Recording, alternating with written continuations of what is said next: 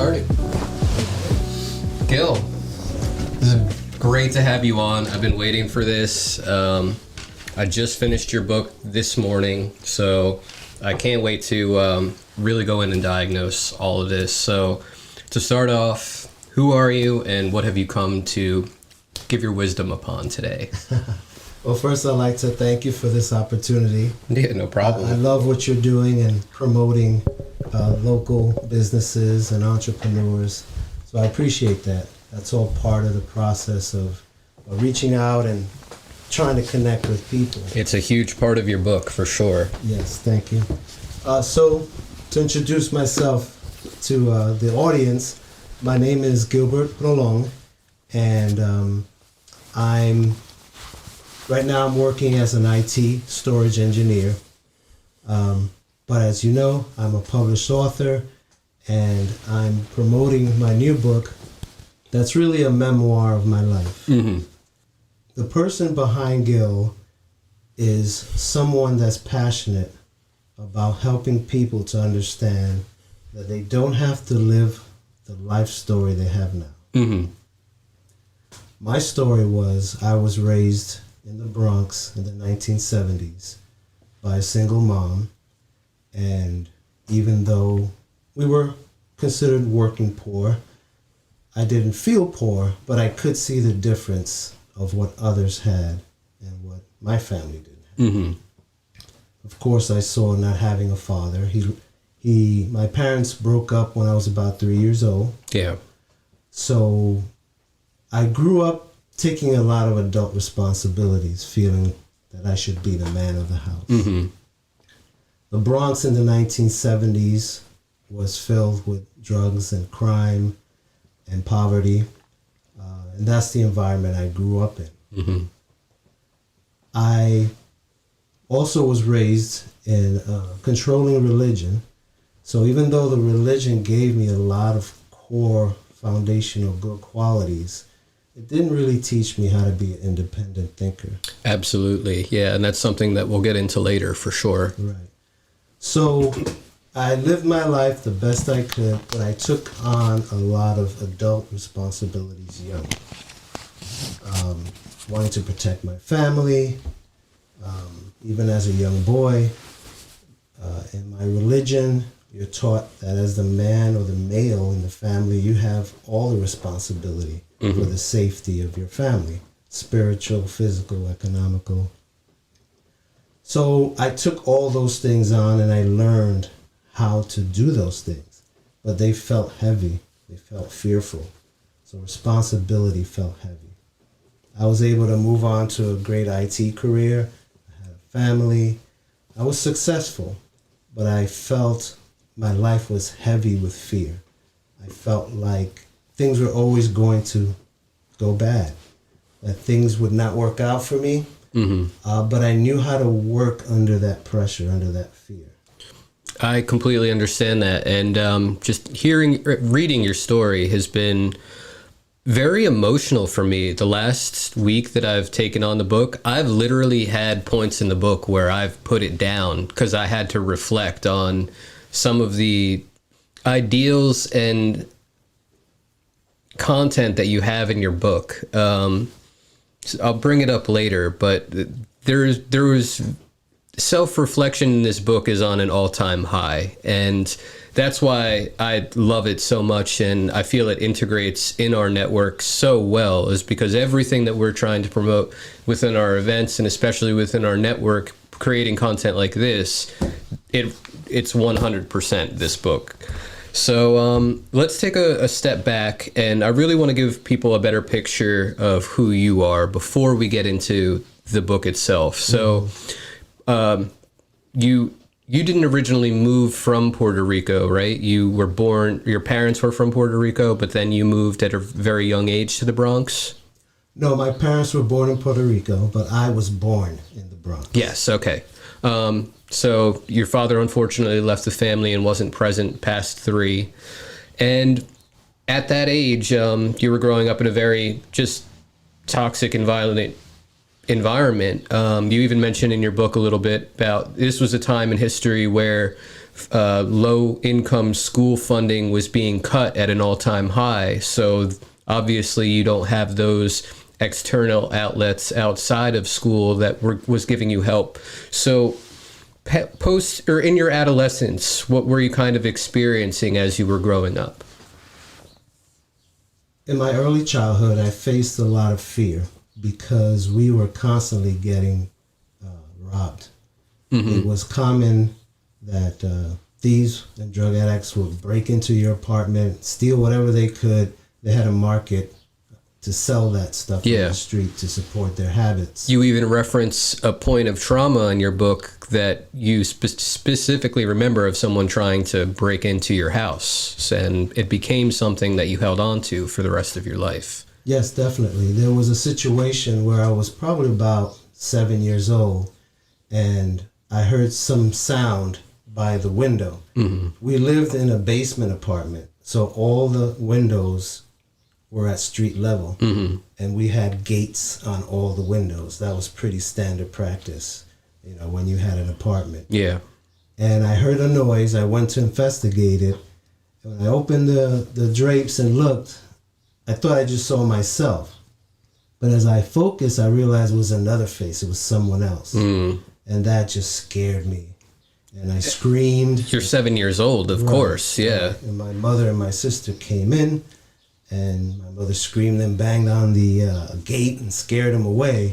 But I was just totally traumatized. Absolutely, yeah. And I remember sitting on the bed in that bedroom. That's where the man tried to get in. And I had like a hammer in one hand and something else in the other hand.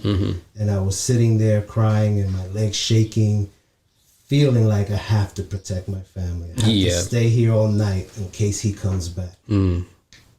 It's something that in the moment you weren't taking in and responding to effectively, or you didn't have the tools to do so at the time. Right. So moving forward in your life, you know, unfortunately you're in these circumstances that aren't cultivating the best health practices and everything, and you end up becoming overweight in your teenage years, and it leads to you getting picked on and you kind of become a recluse. So can you give me a little bit more of like personal depth on your teenage years and how it ended up leading to those negative habits that you ended up taking on that ended up, you know, leading to this? Right. You're right. In my teenage years, and especially throughout my whole life, my weight was always an issue. I was the chubby kid. I got teased in school. By high school, I just accepted that I was going to be overweight for the rest of my life. And I put all my energy on the religion that I was at, and they encouraged us to just focus on our ministry. I went to a school to learn digital electronics. So when I graduated, I entered the IT field. But in my teenage life, I still had that fear, that heavy burden of wondering what life would be. You know, I was afraid, could I even get a job, because I didn't feel like I had any really marketable skills. But I knew I just couldn't give up. I had to move forward. I had to be responsible. Yeah. And that instance, that situation that happened when I was young connected fear with responsibility. So that was my driving force. So I also became isolated. I just focused on what I needed to do. The religion isolated me as well, because they taught if someone is not a member of our religion, you shouldn't even associate with them. Yes. And that's something that you also talk about in the book, is what those religious and other institutional type environments can actually lead to harm in someone's life, rather than it does both. It promotes good qualities and bad, but also you need to take into consideration the bad qualities that it may promote, like you're mentioning right now. Right. So that's your teenage years, and then you go into your adulthood and you meet your first wife. Yes. So update us a little bit about that. Sure. Again, I started taking adult responsibilities very young. Right from graduating high school, I moved out of my apartment and I had a job starting in IT, so I figured I had to be my own man. I wanted to also increase in my ministry and my religion. Mm-hmm. So I thought that's what I had to do to be a man, right? I met this young woman named Deborah in the same congregation that I moved to, and we developed a great friendship, which turned into a romance. And in the religion, if you wanted to have a relationship with a woman, it had to be for marriage. Mm-hmm. So we got married. I was 19, she was 18. Wow. Talk about young love. Right. But again, it felt like, oh, that's just a young responsibility. I can handle that. You know, I was taught that's the right way to handle Mm-hmm. a relationship with another. At least that's what was taught within your community. So you thought, Correct. yeah. Correct. But again, I also had that same fear. I realized, okay, now I'm a new husband. And also, unfortunately, a year after we were married, my first late wife developed a disease called lupus. Mm. So now she couldn't work anymore, and I had to handle all the expenses. And I was the sole provider. Yeah. So that also felt heavy because it was a responsibility I had to take, and it meant that I was probably going to live check to check. Yeah. Because it was just one paycheck. And did you have kids at that point, or? Not at that point. About 4 years later, Okay. my late wife got well enough to feel like we wanted to start a family. Mm-hmm. You know, we always tried to strive to do better, and we felt our love deserved building a family. So she stayed home, raised the kids, and she had her ups and downs with her health, but she was a great mother, and we raised our family the best way we could. And you had 2 sons. Yes, I had 2 sons, Mm-hmm. Micah and Matthew.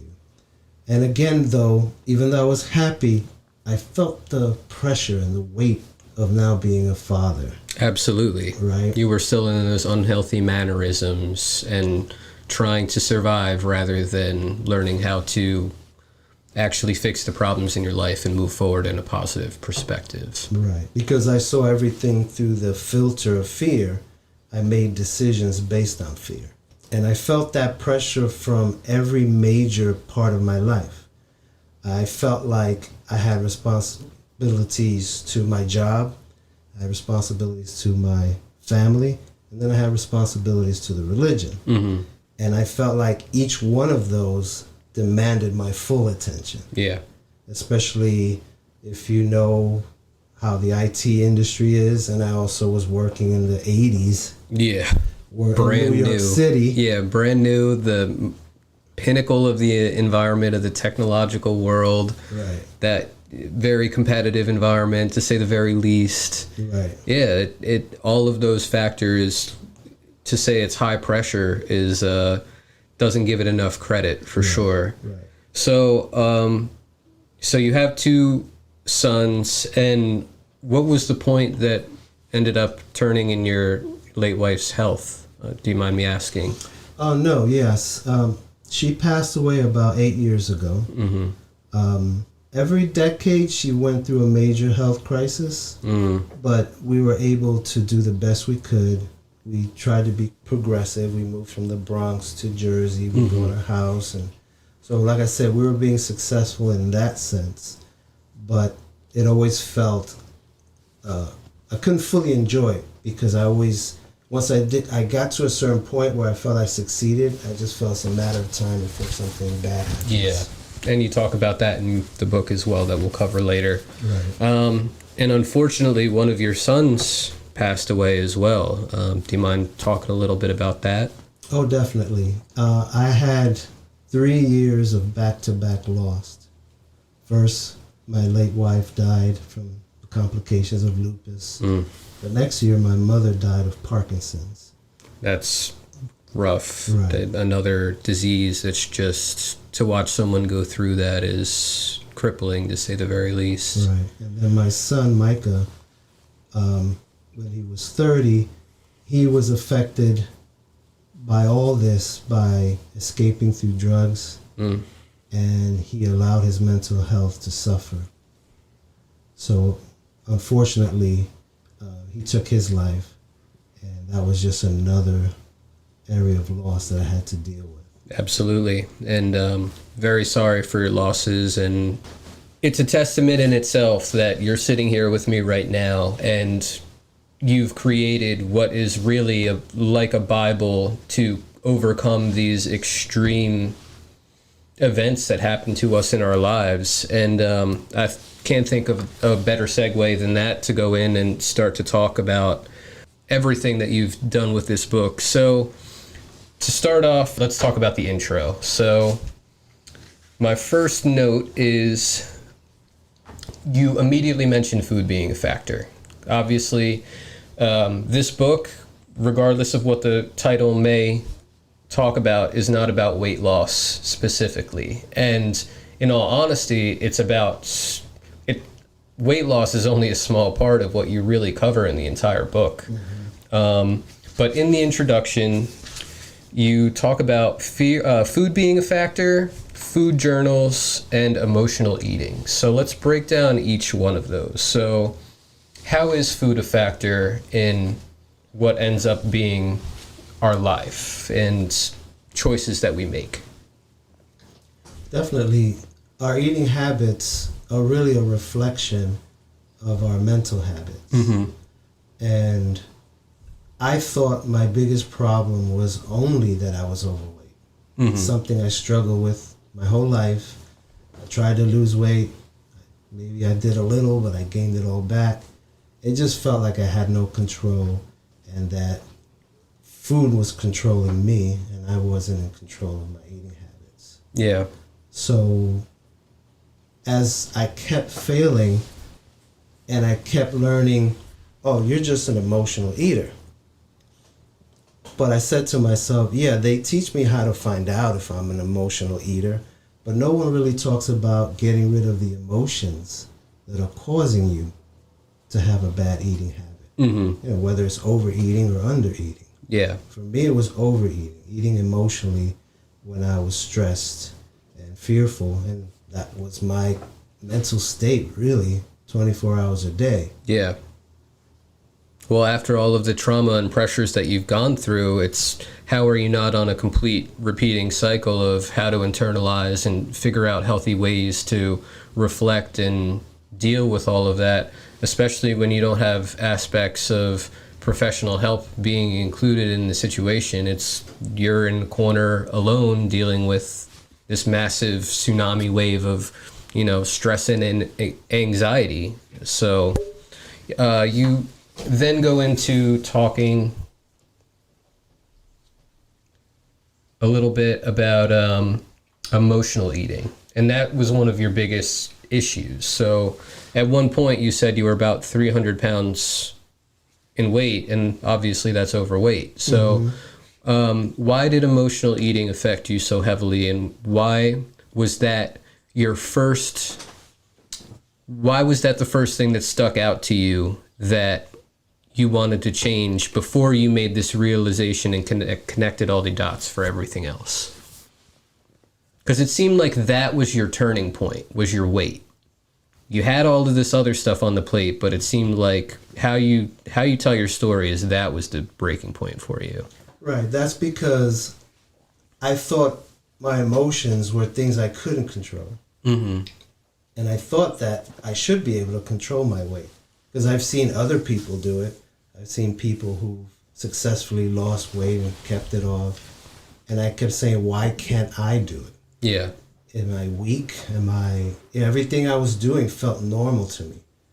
All the food, how much food I was eating felt normal to my body and my mind. But I know it wasn't normal because I also felt the other side effects.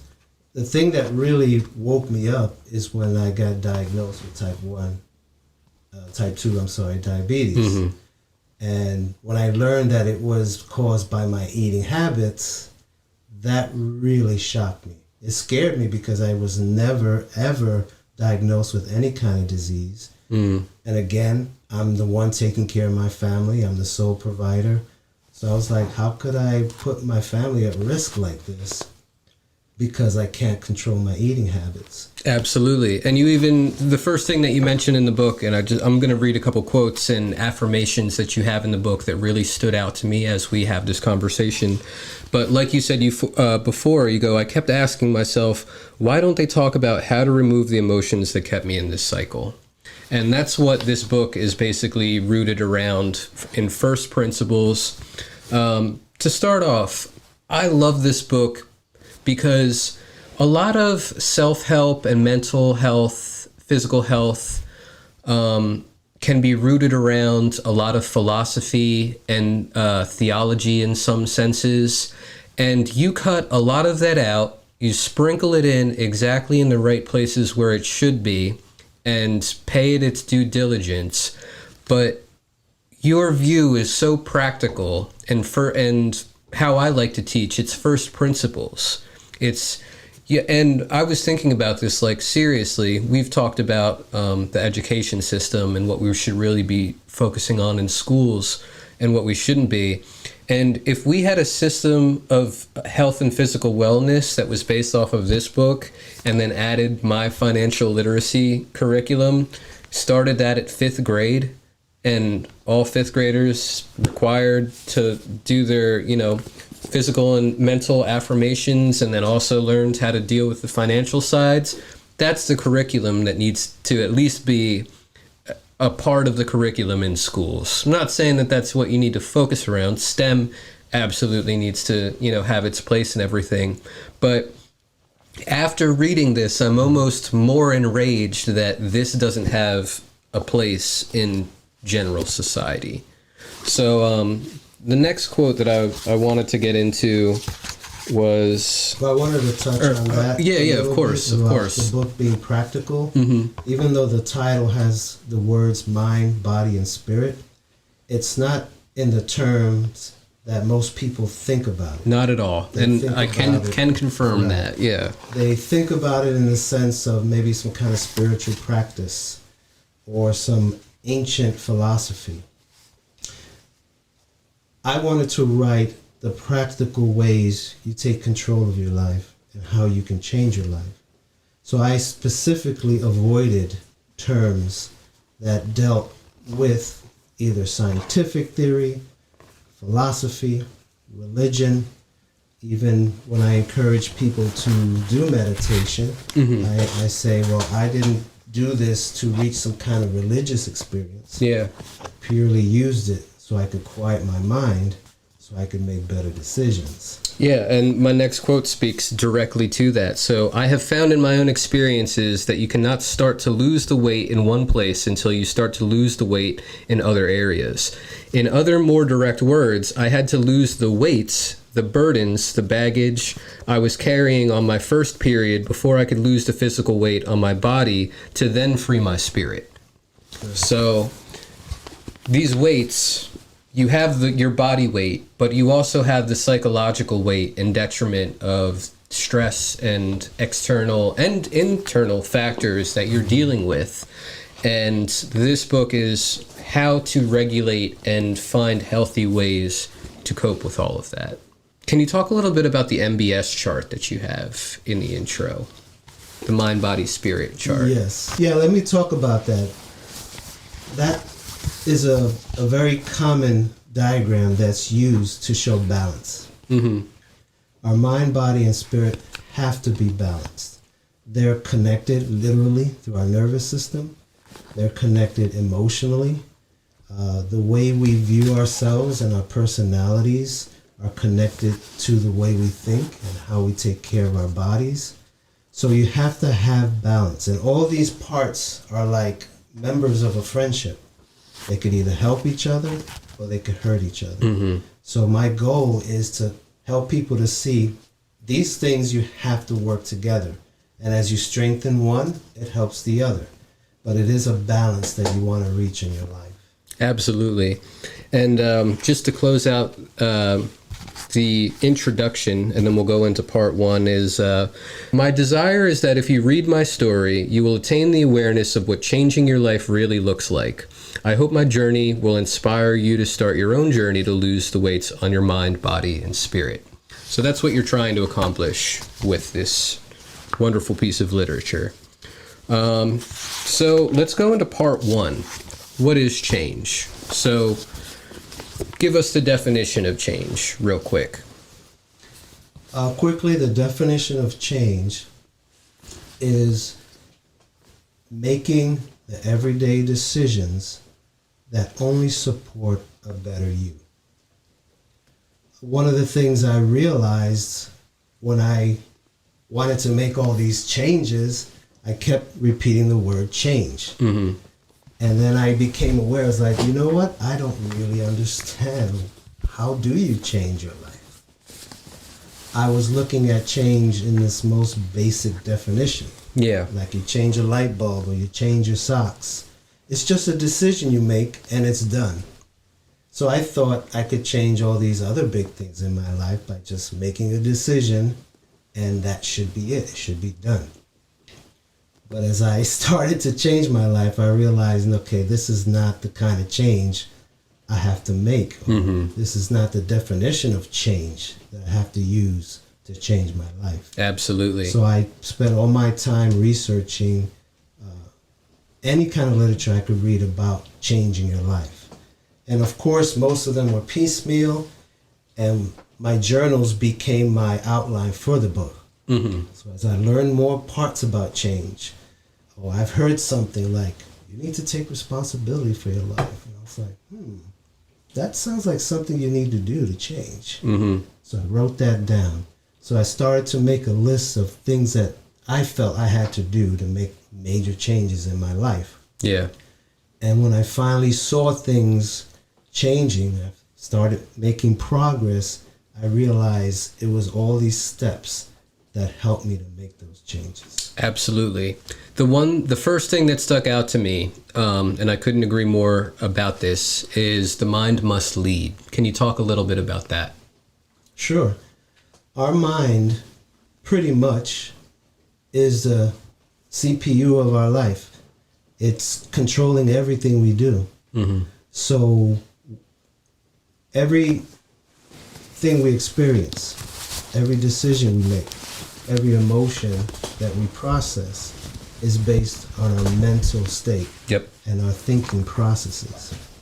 So I realized, okay, the mind has to be fixed first so that it can make the right choices so that I could change my life. There's intricacies that fall into that cause problems. And the one that you've also mentioned already is that religion and institutional powers can sometimes negatively affect the choices that you do make in your life. So can you talk a little bit more about that and how you relate it in your section about change? Yes.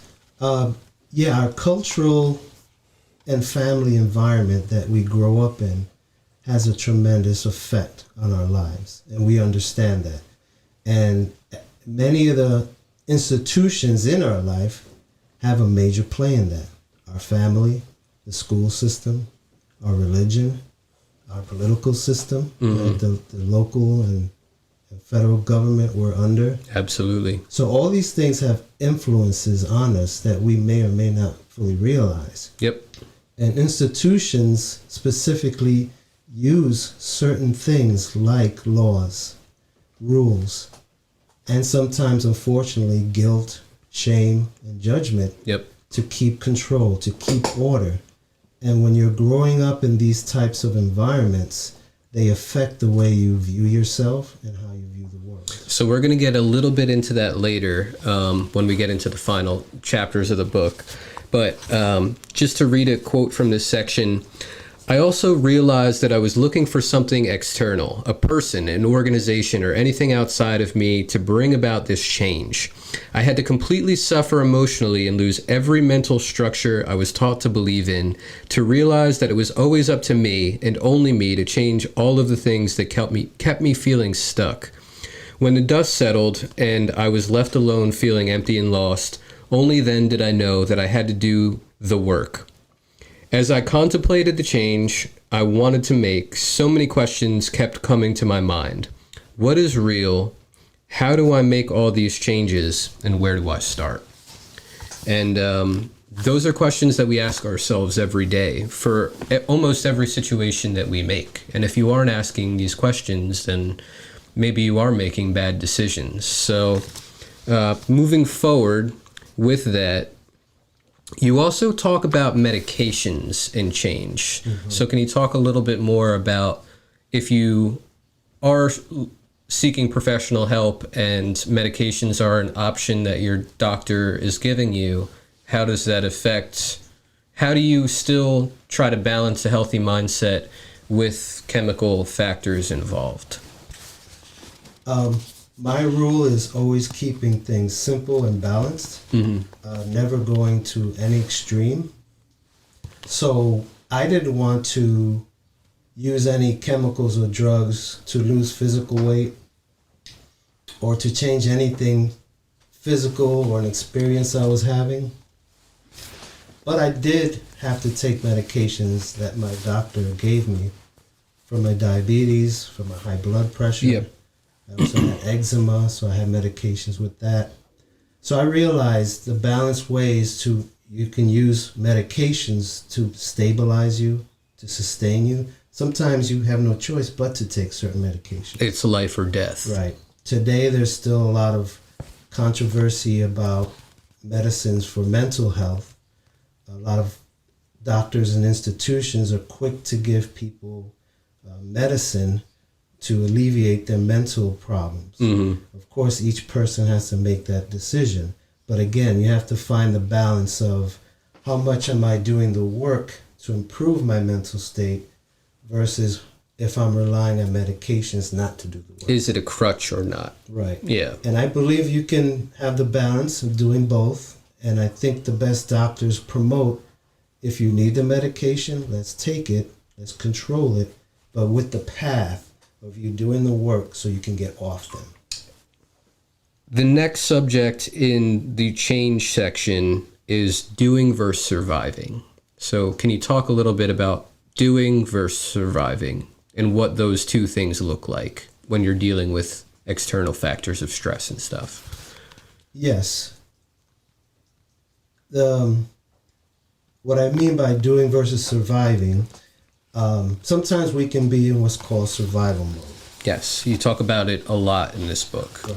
And basically what that means is you're just doing the things you need to do just to get by. You're doing the basics just to feel safe. Or you're just doing the status quo that you know it doesn't work, but you don't feel empowered to do more. Mm-hmm. Whereas doing is when you make conscious choices that you realize you have to make steps and progress to make changes. So, for instance, let's say losing weight. You go through a level of suffering when you're overweight or underweight. You feel it in your body, you feel guilt, you feel shame. And after a while, the way the mind works, when you're suffering for a long time, it just accepts it. And it just becomes like, I guess this is just my normal. And this is my lot in life. Yep. But you're suffering. You're uncomfortable. You're not well. You're not feeling good about yourself. That's survival mode because you're not doing anything to change it. Mm-hmm. Right? But usually that suffering will cause you to say, I have to do something different. I have to make a change. And that's where the doing goes in or comes in, because you now have to literally do the work. And that's to start in your mind, and you use your body to move your life forward to make those changes. You reference change to being like an onion. Can you explain to people that analogy? Yes, it's been used a lot. Basically, when you want to change your life, you have to look at your life. You have to tell your story. And as you tell your story and you start to understand how your past affected you, how your present is affecting you, how your family affects you, you try to make changes to heal and mourn those things that you discover. Once you make progress, you find that you don't have to peel another layer. Because as you become more aware, you become more aware. Yeah. Right? So the more you learn about yourself, the more you realize, okay, this is why I'm doing this, and this is what I have to do to change it. Absolutely. Like, for instance, I'll give you an example.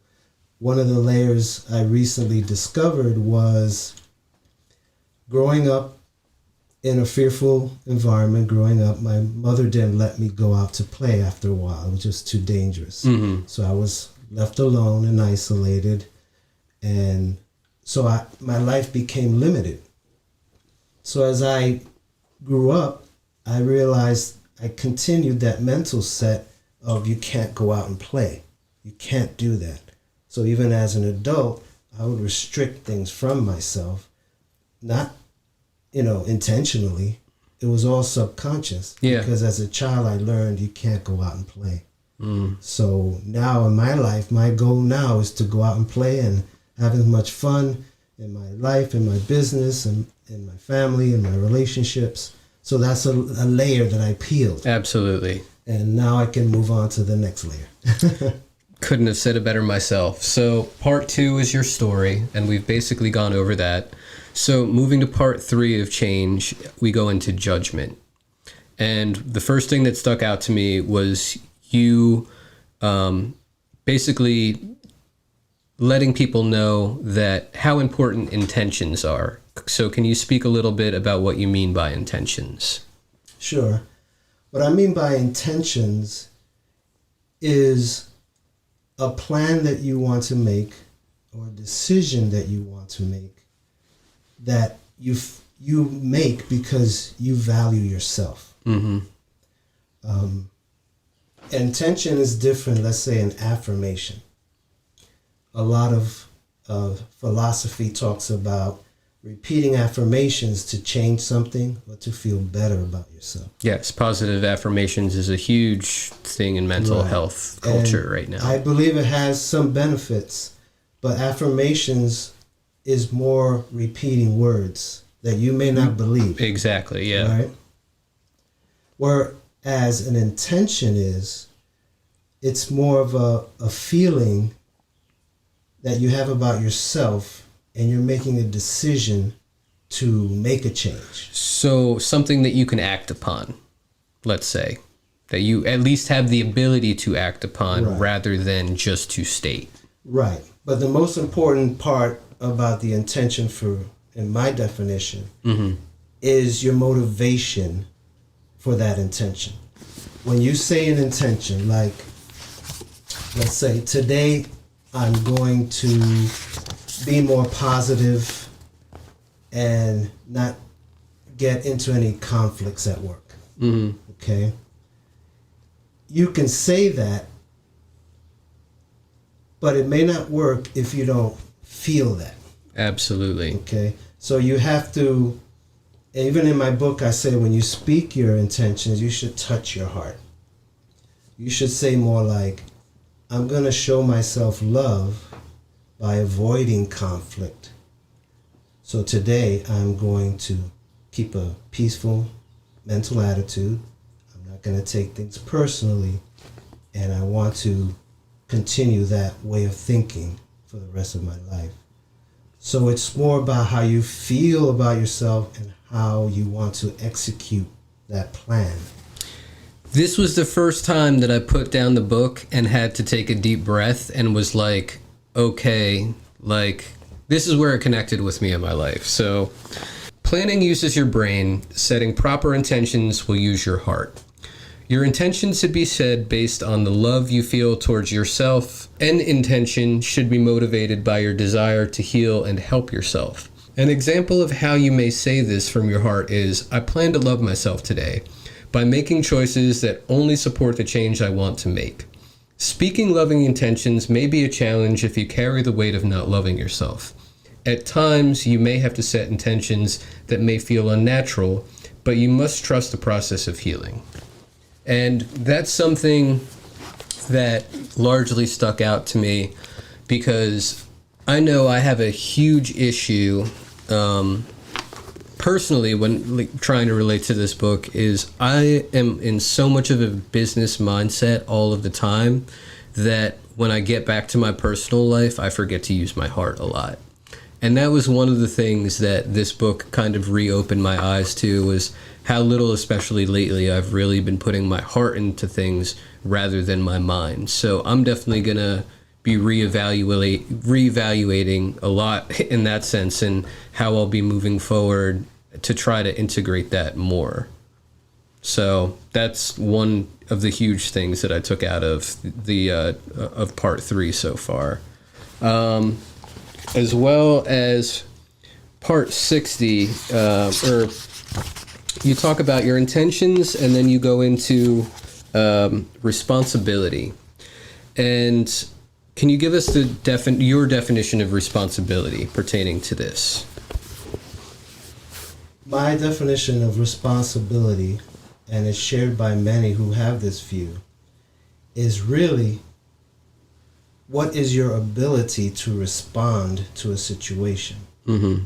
When we think of responsibility, for instance, in my case, it meant having pressure to be responsible for someone or something. Mm-hmm. To be that thing was dependent on me, that if I didn't make a proper choice, someone would suffer. But that's not how responsibility should be used. It's, in that term, responsibility is used like a judgment, because if you don't do what you're supposed to do, you're bad. Yeah. And you should be punished. But the true sense of responsibility is you analyzing what you need to do, why you need to do it, and what's the proper way to respond without judgment. So let me give you an example. Let's say you have an argument with a family member. Mm-hmm. And it gets heated. You each say things to each other that were maybe a little out of line. You insulted each other. And now you're angry at each other. And you expect an apology for what that person said to you. Mm-hmm. Usually you don't think about what you said to the other person. Of course, right? Yeah. So what is your responsibility in this situation? If you have judgment tied to responsibility, then you'll feel bad if you don't apologize, or you'll judge the other person as bad for not apologizing. Mm-hmm. True responsibility means that you realize, okay, I have to take responsibility for what I did, not worry about what the other person has to apologize for, just focus on what you have to apologize for. Mm-hmm. And you do it in a way that you take full ownership for what you did, why you did it, and how you're not going to do it again, right? That's the way you should respond to that situation. And that's a humble, loving way, because you want to fix the relationship, and so you're taking ownership for your part. Absolutely. Right? So that's one example.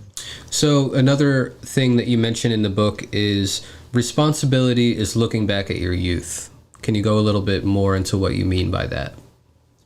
Well, a lot of times the way we respond to things is based on how we learned to respond to things in our youth.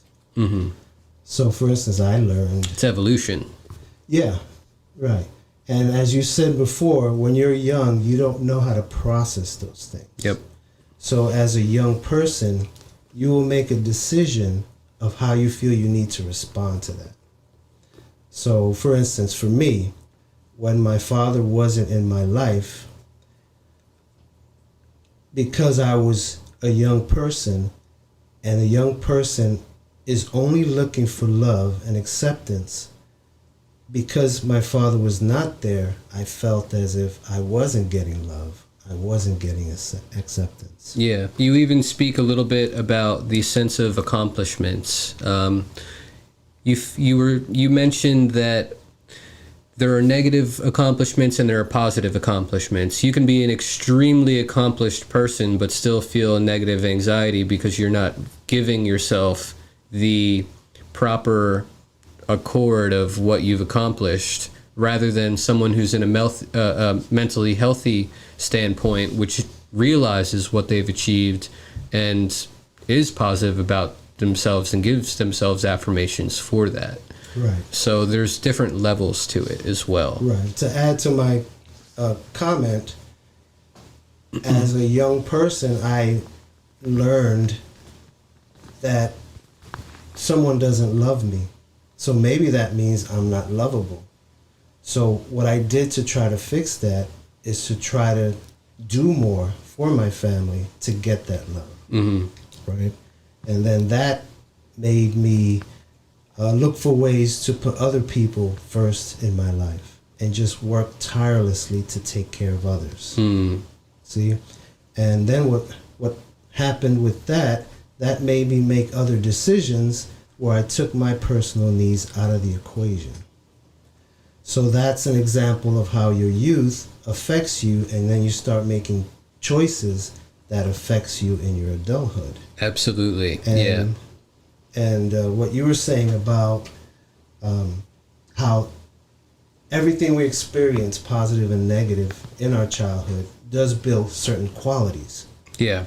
So I learned how to work under pressure. I learned how to succeed in a fearful environment, under confrontation and under fear of punishment. Mm-hmm. So I was able to be successful, but I really couldn't fully enjoy that success. Mm. So in the book, I talk about how you have to separate to keep the good qualities that you learned from your traumas as youth, like maybe being disciplined and being focused and working through tough situations. But you want to get rid of that mental state that is based on fear. Or if you don't do these things, something bad's going to happen to you, or you're not a good person. Those are the emotions you want to get rid of that are sometimes tied to good qualities. Absolutely. So let's say we can overcome that part of ourselves and we move into acceptance. How do we move forward with that acceptance? Because that's the next part of part 3. Yes, I talk a lot about acceptance in the sense of the first stage of acceptance is understanding what you can change and what you can't change. And it ties very closely with responsibility, because there's certain things in your life you're not responsible to act on. Like for instance, let's take it to an extreme example. When we hear about negative things happening in other countries, we literally cannot do anything to change that. Yes. Right? So our only responsibility is, well, maybe we can donate some money to a charitable donation that could help people who are suffering in other countries. Mm-hmm. But the acceptance you have to reach is, I cannot do anything about this. And emotionally, I'm not responsible to carry the fear and burden of other people. On that note, most people use the word accept to avoid taking responsibility for their actions. I'm talking about accepting the current state of things and people you cannot change. I also accept that the energy that I use to change my life might affect the things that I don't have control over. Acceptance is the realization that I am not responsible for other people's actions or choices. If these actions or choices of others affected me negatively, then I'm only responsible to do the emotional work to heal those negative results that affected my life. That is true self-love. And that's basically everything that you just said wrapped up perfectly. Just a lot of great affirmations in this book that remind you when you should be taking and holding yourself accountable and when you shouldn't be holding yourself accountable. And that's so important, especially if you are in a negative mindset and constantly berating yourself and going through these vicious cycles of self-pain rather than self-love. Moving forward, you go into making choices. So how, with this information, do you make good decisions and make good choices? Well, the first thing you want to appreciate that choices are like having a trust fund. It's like having an endless amount of money in the bank. No matter how much you take out, it doesn't go away. So appreciating that choices are endless is really something that can empower you. So if you make a choice that doesn't work out, guess what? You can make another choice. So learning to make good choices, again, are related to what you accept, what you feel responsible for, and what judgments you put on it. So as you make your choices and things don't work out, you don't judge it, you analyze it to see what went wrong. Why didn't this work out the way I wanted to? And then you have to work to make a better choice. And one of those choices might mean, okay, I need to learn a skill. I need to work harder at this organic quality that can help you to make the changes you need in your life. Absolutely. So in this section, you also talk about envisionment, but what more people commonly refer to it, I think, is manifesting. So can you talk a little bit about what you mean by envisionment in this section? Yeah, I think it's important if you want to change your life, you should have a vision of what you want that life to be.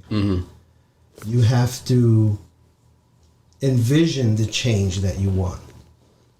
So like for me, I envisioned losing weight, but not just because I didn't want to be overweight, but because I wanted to be healthy. I envisioned a man who was healthy. I also envisioned a man who wasn't dependent on food to feel good about themselves. That food would be just another pleasurable experience we enjoy in life. I envisioned what I would look like, how I would dress. I envisioned where I wanted to work. What did I want to do with my life? The relationships that I wanted. In the most realistic way that you possibly could achieve. Right. I would literally Not write in some them down. Grandiose way or anything. Right. Yeah. I would write them down and say, this is how I should look when I want to make this change. And the thing is, you're using that as also a measuring stick to see if you're making progress to that change. Absolutely. You know, and there's some things there's small things you can envision that you can do right away. Like for instance, you can envision for the day, today I'm going to do X and Y to help me reach my goal. Yeah, perfect segue. So this is the having a plan section. I just want to read the bullet points. Start and end your day with your intentions. Envision the goal. What does it look like? Schedule your activities. This includes the emotional work that must be done. Write down the steps you need to take. List the people or things that can be a roadblock or influence that keeps you stuck. Reach out to someone you trust to get support. Set reminders on your phone.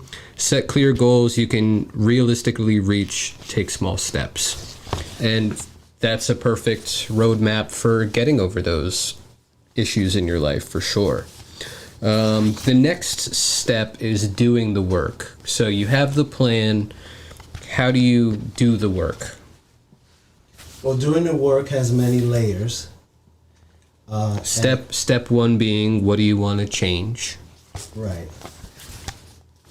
The reason why I made the first chapter, the change chapter, is because I realized that process of change is a foundation of making your life better to reach the goals that you want. But you also have to fully understand what you really need to change. I thought the only thing I had to change was to lose weight. But then I realized, no, I had to get rid of that fearful emotion that I'm carrying every day. That's what I have to get rid of. And if I get rid of that, I won't be eating emotionally anymore. Yeah. And that's exactly what happened. So there's a realization where you really have to focus on what you really have to change. Sometimes we look at the symptoms of what we have to change.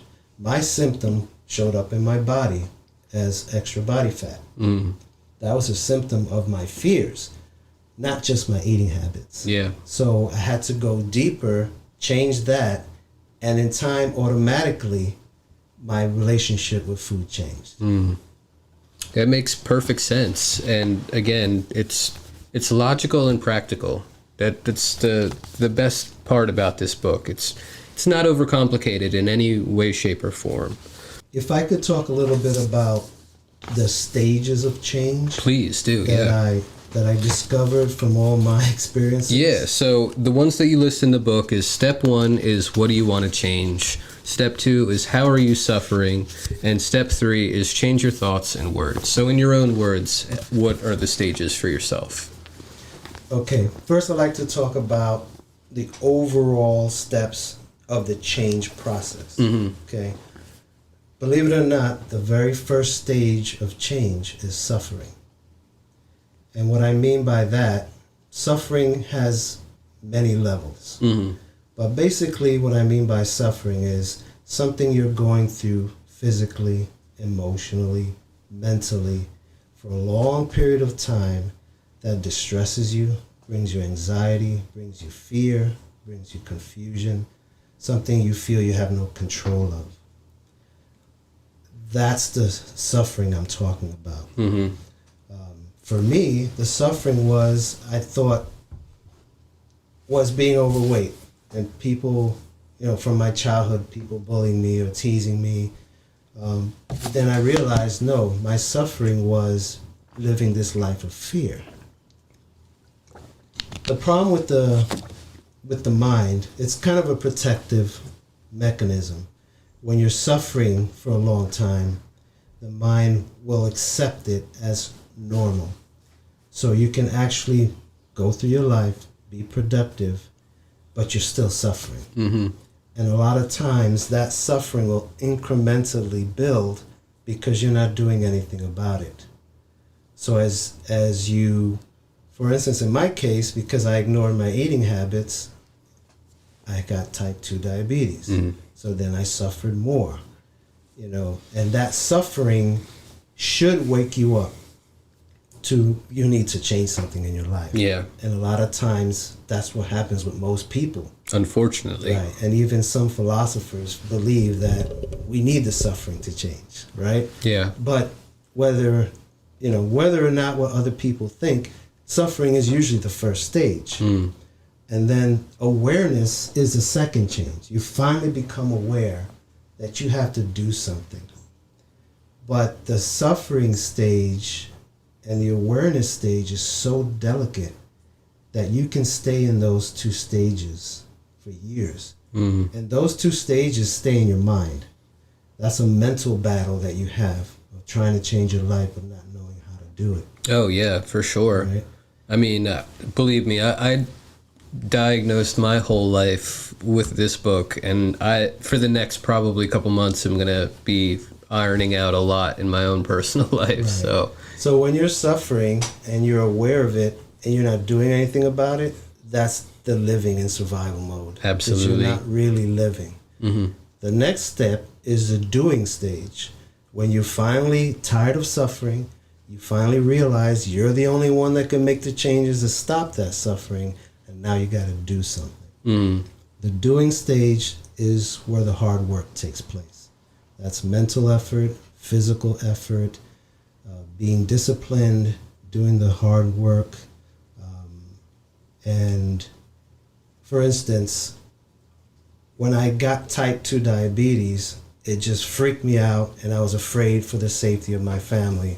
So I pushed myself. I went to the diabetes clinic.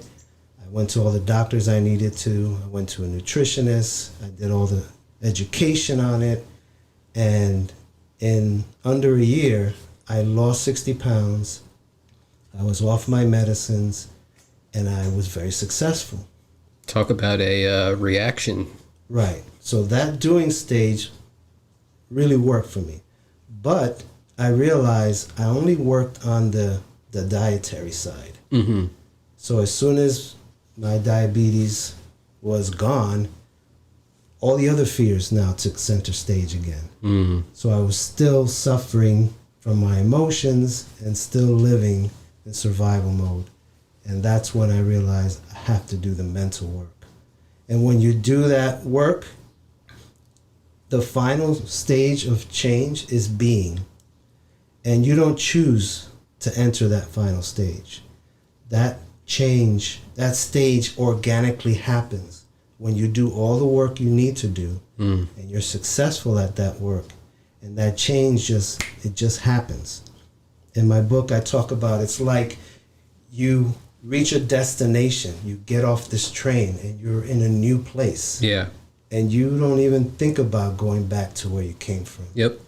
Like if you can jump back on the train and go back to your past life, you haven't changed.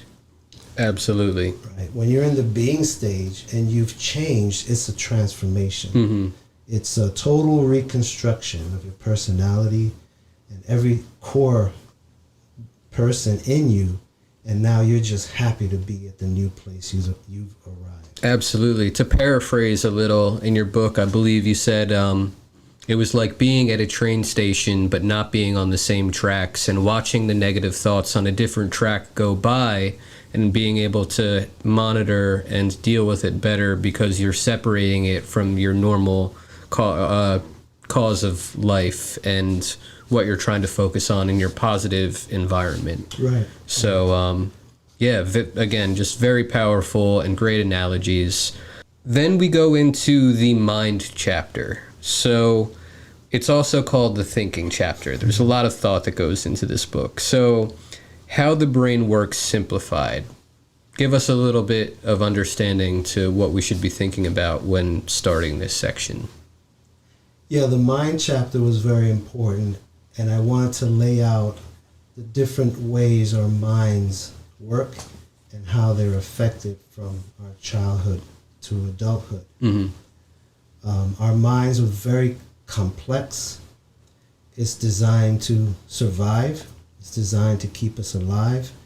And it will use things that we may feel we don't like, but it's part of the process. Like, for instance, fear. Fear, normal fear and healthy fear protects us.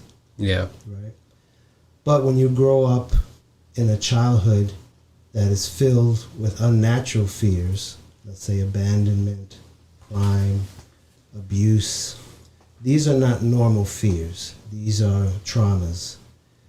But you connect those to your normal fear responses.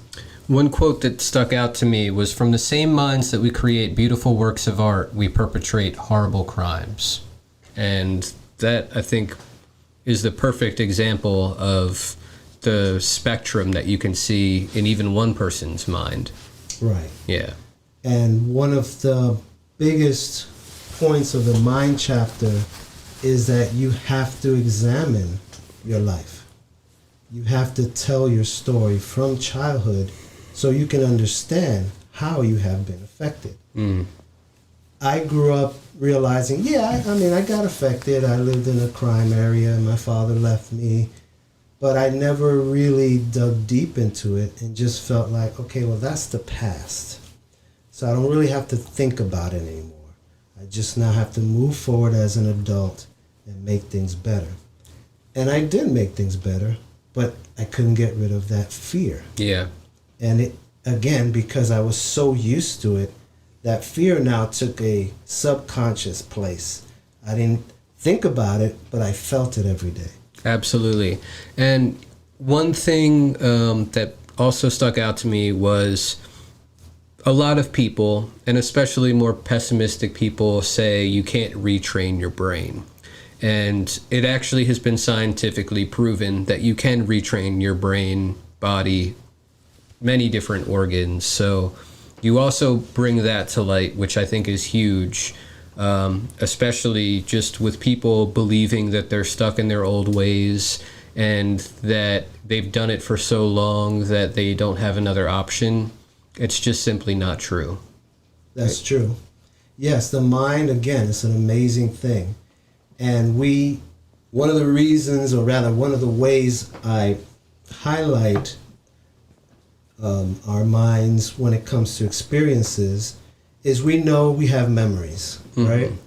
And if you think about it, everything that we've experienced becomes a memory, even our emotions. and they're connected. An example I give is, let's say you hear a song that was very special to you. When you hear that song, you not only remember the time you heard it, you feel the emotions you felt when you first heard that song. So you see, emotions are also memories. So, and memories are saved in our brains. And that's the part people feel they can't change. Now, you may not ever forget those memories, but you can retrain how you react to those memories. And science has proven that every memory has a space in your brain. It's written in that space, and the more you focus on that, the stronger it gets, and the more focused your mind becomes on that event. Absolutely. We're going to get a little late. We're getting a little deep in the book right now, but going back to the mind section, let's talk a little bit about the mind, heart, and stomach, because that's another section in part 1. So can you break that down for people? Sure. We all may have heard things like how intelligent the mind is. The mind makes all the decisions. We have these neurons in our brain that create thought and have memories and do all that. Well, scientists are finding that the neurons in our stomach and our hearts are much more closer to the ones in our brains. And to get a little scientific, what do neurons do in our body for people that may not know? Can you explain? Sure. Neurons basically are the way the body communicates. They're regulators of electrical impulse. Right.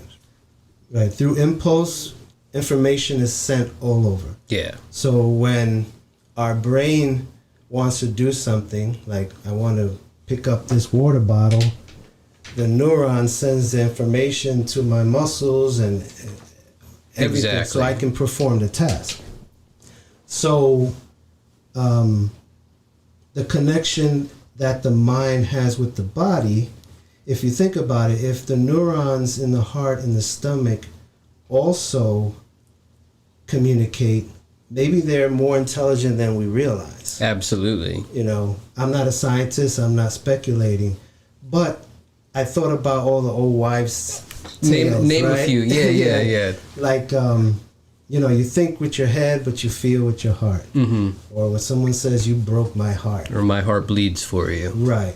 It's interesting. Scientists have found there actually is a medical condition called a broken heart. Yeah. Where someone goes through so much stress that their physical heart literally changes. I think it becomes smaller and inactive. So that's a perfect example of how the communication between the mind, the body, and the stomach is so strong that it will affect us. Absolutely. And that's why stress and anxiety causes illness. Yeah. Because all that anxiety we're feeling in our mind gets communicated to our bodies. So when we're talking about the communication of that stress onto our bodies, there's two sides that you mention in how people regulate that stress. You have the reactive mind versus the reflective mind. So can you give us the terminology for each and explain how one is the counterpart to the other? Oh, definitely. Let's first talk about the reactive mind. The reactive mind basically is how you react to your life and whether you do it consciously or subconsciously. The thing about memories in your mind is also the mind, what it does, if it's constantly doing a certain activity, it will make it a habit. And that includes your emotional activities. So if you're constantly feeling a negative emotion linked to a physical experience or a thought, it becomes a habit. And just like all habits, you just perform them without thinking. Yeah. So a reactive mind is just a mind full of habitual mental and emotional reactions that we perform each day.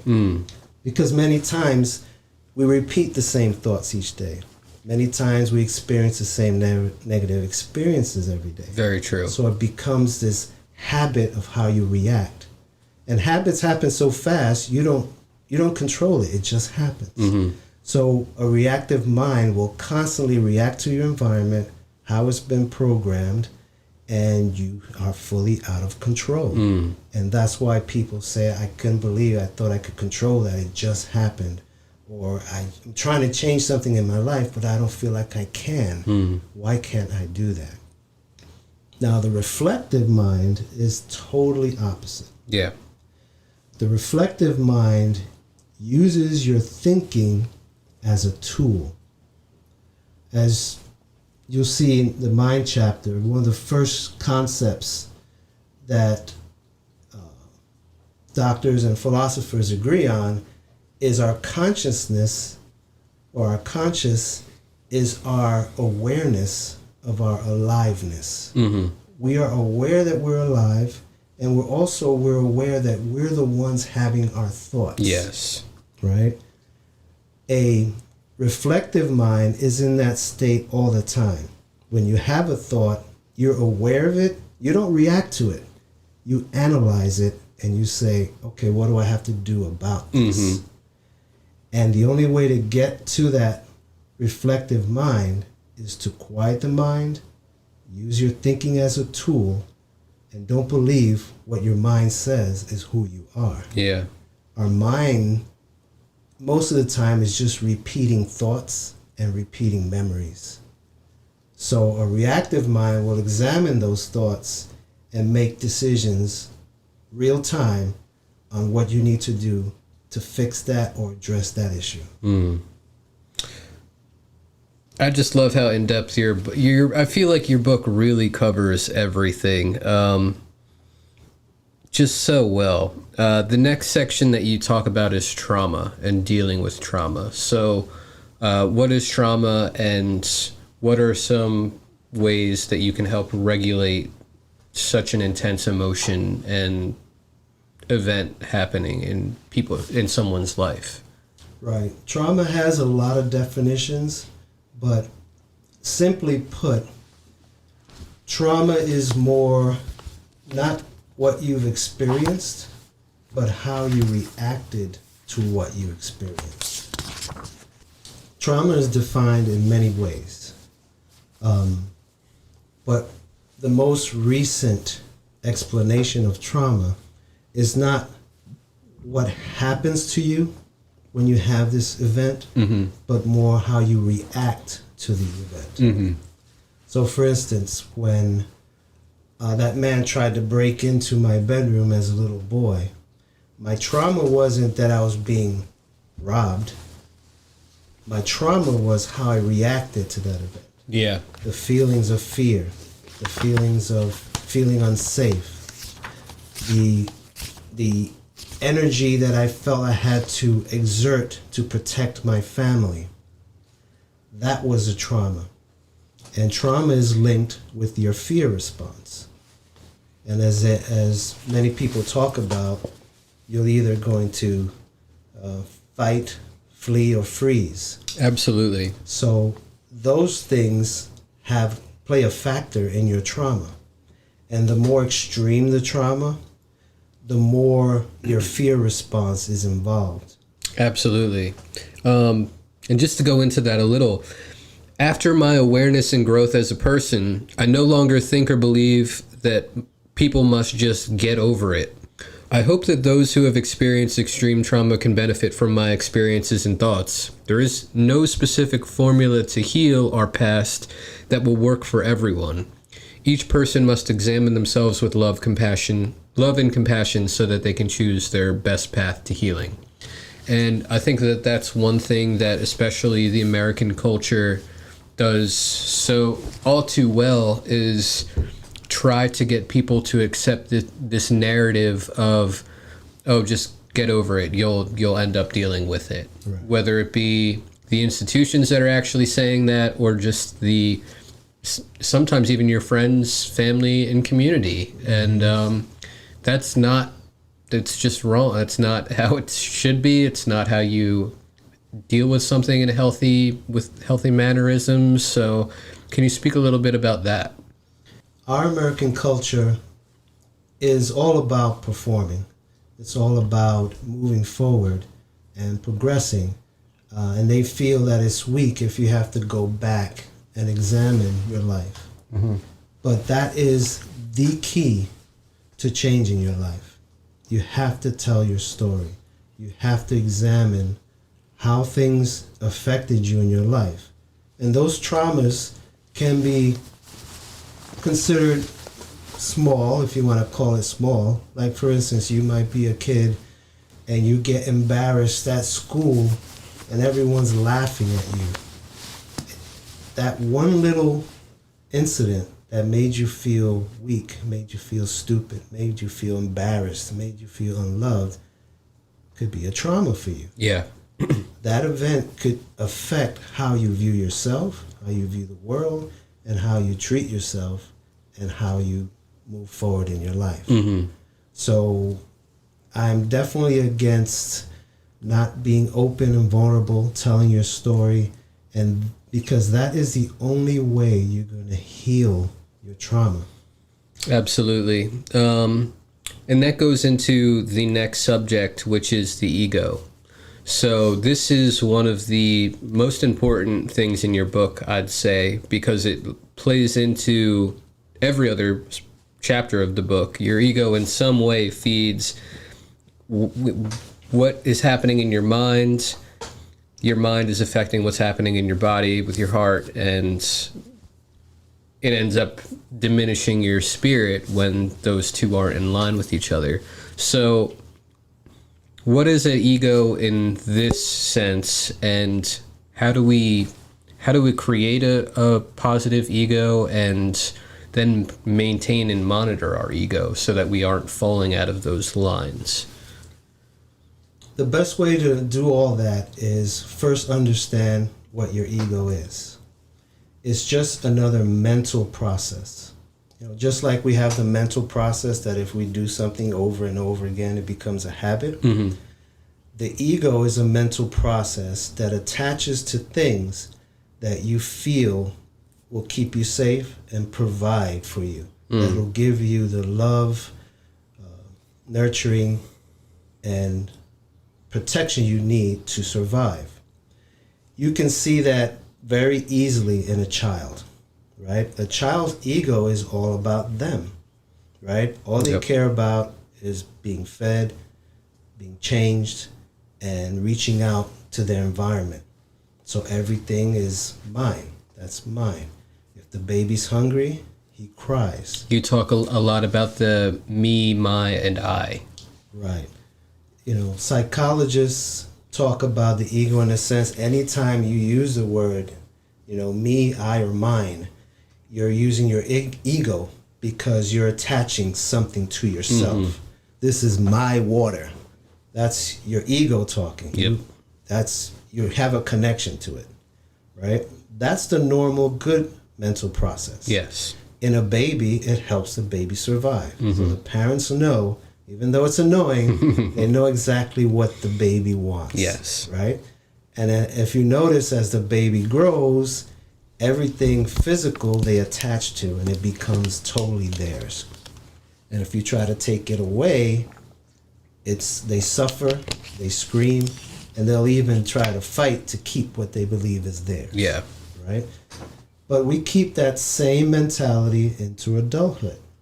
But instead of toys and not sharing or throwing tantrums, we keep the emotional stress of not getting and maintaining what we feel we identify as a person, whether it's something physical, an image, a title, whatever it is we feel is ours and who defines who we are.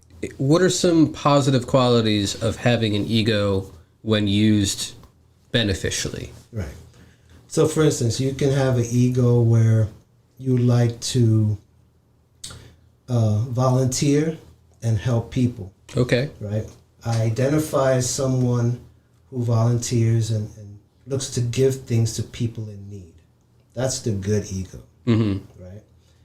The way you know the bad ego comes in is, again, when that judgment starts to come out, where you start to say, look at me, I'm someone who gives to people.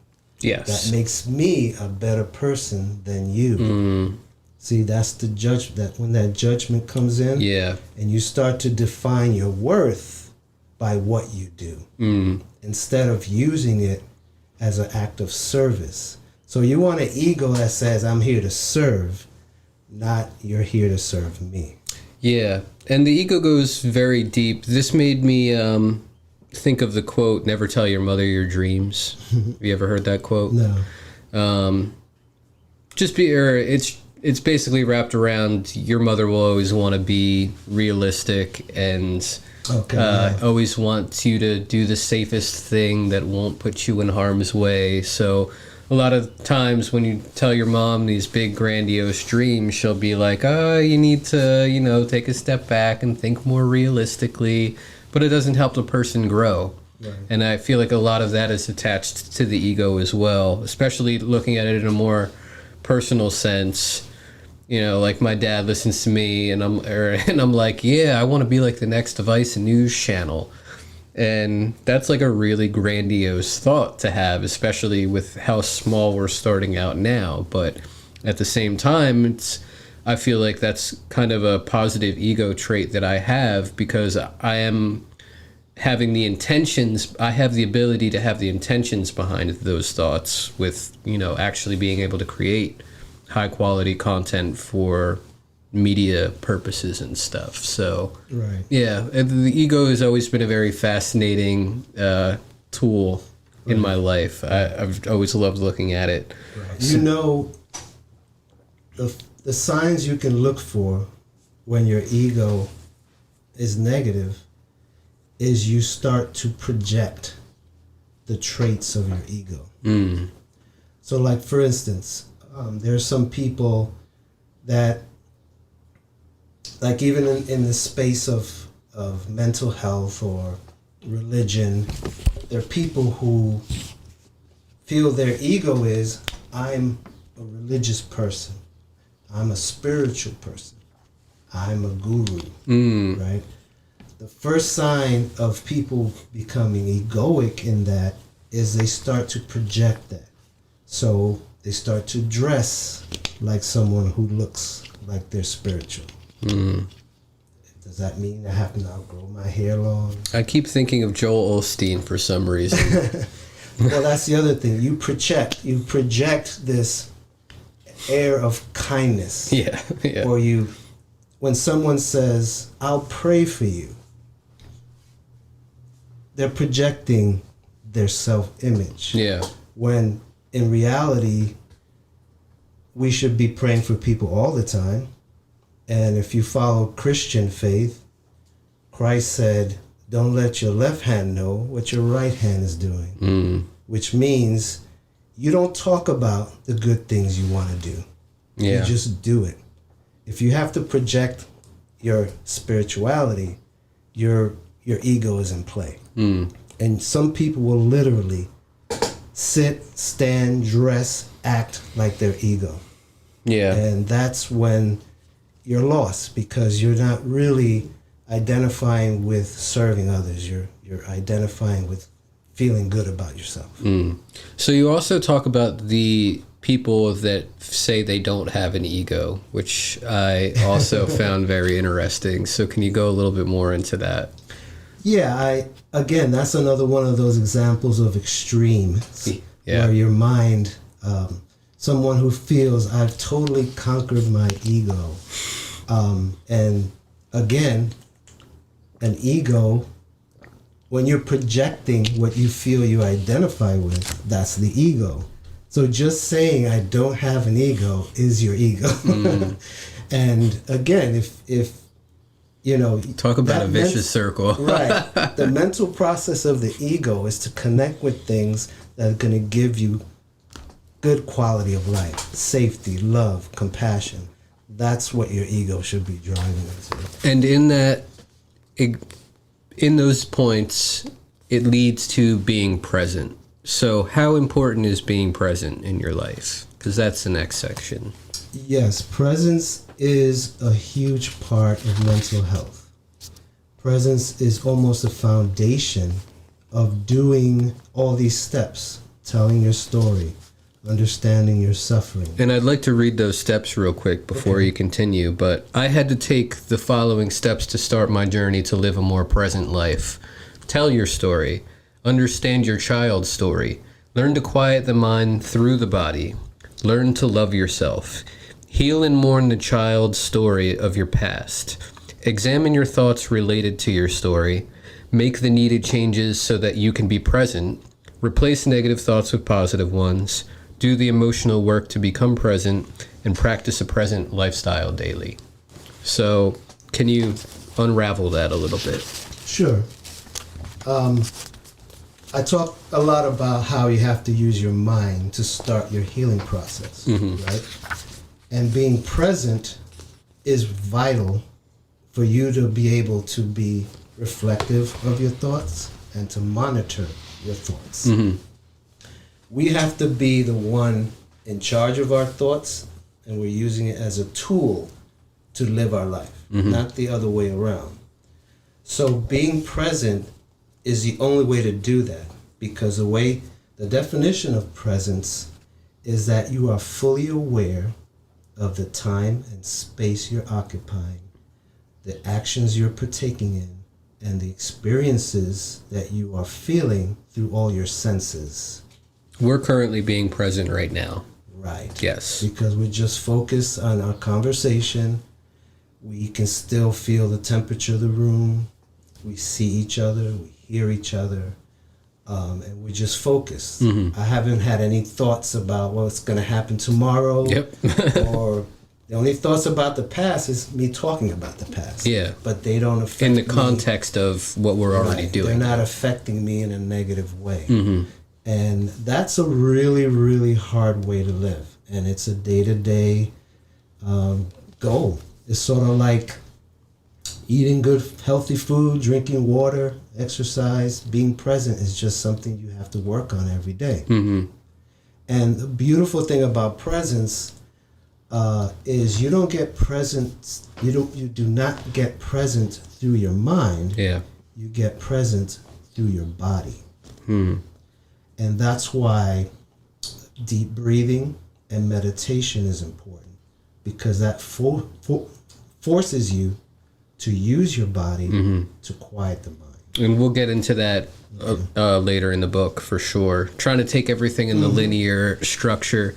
So a huge question that a lot of people would obviously ask themselves, and one thing that I'm largely studied on, being coming from an evolutionary biologist background, is, does DNA shape my personality? And I like how you went into both sides of this, and the actual accounting for does DNA do it, and then also the context that you use it in, DNA dominant negative attitude.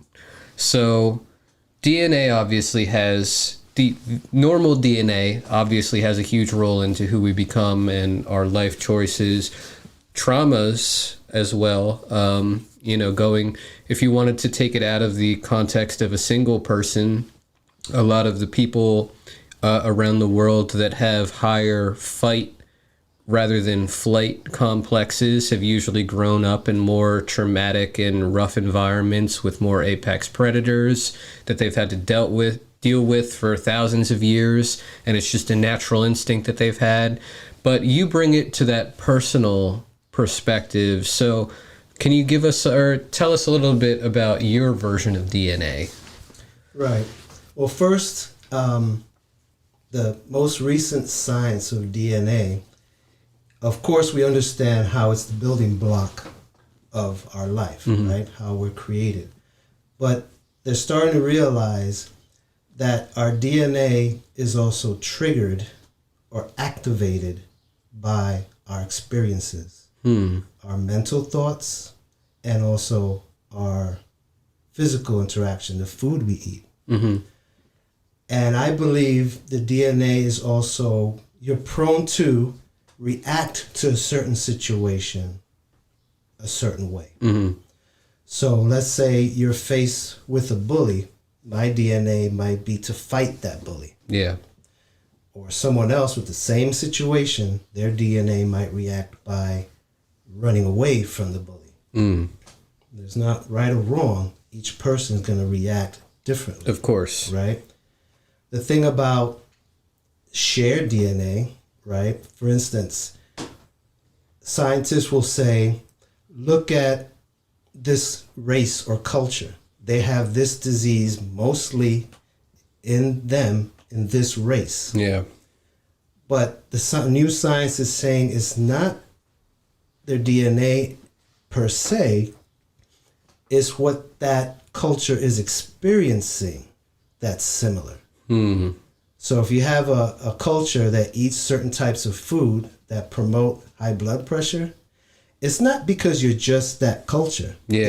It's what you do as a culture. And if you see other cultures start to do the same things you do, they get the same illnesses, right? And the American culture is the perfect example of that. Right. For sure. So our reaction to life is kind of based on our DNA, but we have to realize it's how our DNA responds to events. Yes. So I might have stress and my blood pressure goes up. You might have stress and you have problems in your stomach. Yes. Right? Or seizures. Right. Yeah. So everyone is affected by their environment. So the beauty of that is if you change your environment, you change your reactions to those things. Makes sense. So you're not stuck anymore saying, well, your family has a propensity for this disease. Well, really, sometimes you just have to change how the family handles things. You know, because we have family and cultural ways, the way we deal with life. Yeah. We have shared traumas and shared anxieties as a culture and a family. So sometimes that's what has to change to bring better awareness and better health to families. Absolutely. So in your context of the word, talk a little bit about a dominant negative attitude. Sure. One of the things I thought about is, okay, all the things that I experienced, what is a dominant negative attitude that has come from all my experiences? For me, it was everything was fearful. I felt insecure. I didn't feel safe. I felt pessimistic. Those were my dominant negative attitudes. And I think that's a good place to start because that's kind of like the clues that you need as you do your self-discovery, as you tell your story, as you peel those layers of the onion. You can start to say, well, how is fear, what would happen to a young child that as an adult, they would have fear in their life? And it was constant. Some people, their traumas are hidden. They don't remember those. Yeah. The first thing I definitely want to say in my book, I do by no means say I'm certified to teach anything. I'm not a therapist. In fact, throughout the book, I encourage... You often, in almost every section, to say seek professional help. Right. Yes. Because a lot of people deny that. So in my book, I was like, if you need help... Another thing I love about your book, seek out professional help when you need it. Right. Period. So in line with that, I feel very strongly that my experiences have helped me to discover things. And as I learn from reading things from Psychology Today, I watch podcasts that are run by therapists. I was able to connect, okay, that's what I was feeling. That's me. I need to work on that. So definitely, I feel my experiences have helped me to learn how to strip these things down and help me to continue to heal. So that's part one. Part two of the body is telling your story. And you specifically go into talking about the three storytellers. So can you break the three storytellers down for us? Sure. When I was thinking about telling my story, I realized that this story had different versions. I realized the first version, which I totally ignored, was a version of the child who experienced it. Mm-hmm. So the child witness is a true source of the story. This is where you have to go. This is the story you need to reveal. You need to understand what the child felt, how they felt about themselves, how they felt about the world that they live in after suffering that trauma. Mm-hmm. Because the next storyteller is the adult viewer.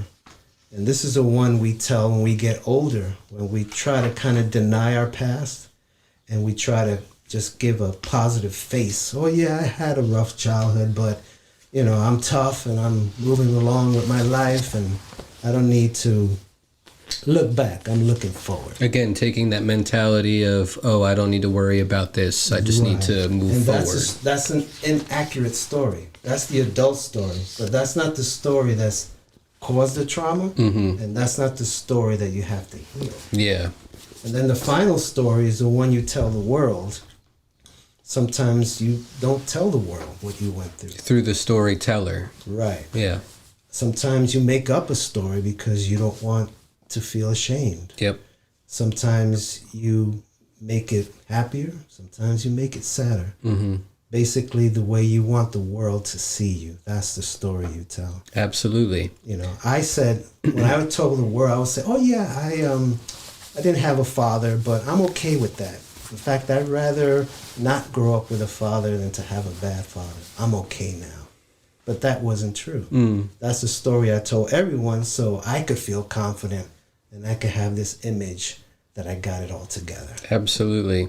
So that goes into, now that you have this story, how do you lift the weight from your body? So what's the next step in the process? The next step is where you kind of become a therapist. You become a detective. You have to do the work of researching. You know, once you understand what your child went through, you now have to research, well, how would a child react when they go through this? And you have to kind of take yourself emotionally out of the picture. At this point in the book, I really took a step back and thought, what if I was in 5th grade reading this book? Like, how much better would I be equipped of dealing with what I dealt with over the last 20 years up to this point? But continue. But right. Yeah, no, I'm just taking it into putting it into some context. So the way you lift the weights off your mind is by doing detective work and understanding how that child was affected by what they experienced. Mm-hmm. And you have to remove yourself emotionally, because once you get emotional about it, you'll start to resist going deeper because it brings up pain. And your ego plays a role in it as well. Correct. Because now the ego wants to protect you and saying, oh, you're okay. You're all right. Mm-hmm. Right? So I actually literally had to sit down, read books, Google why would a child, how does a child react when they when they're feeling threatened or they're going through a burglary, and I started to see things that the therapist and the psychologist document of this is how children react. Mm-hmm. And one of the funny things I discovered, I never thought of myself as an abandoned child because I had my mother.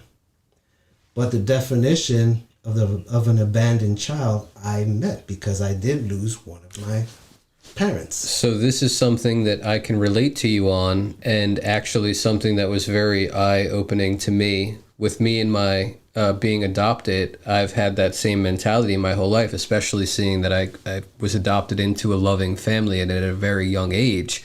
I've never really thought of it, but when I was looking at what qualities fit an abandoned child, I have some of those qualities, and now I'm taking that step back and thinking, maybe even though I ended up in the best possible situation, I love my parents, like God, like, you know, thank God that I ended up here. It's just I'm still dealing with internal stuff that might be wrapped around that for sure. So another thing I can relate to you with, it just surprises you, you know? Right. So once I became aware of that, I had to realize that I had to now mourn that loss. Mm-hmm.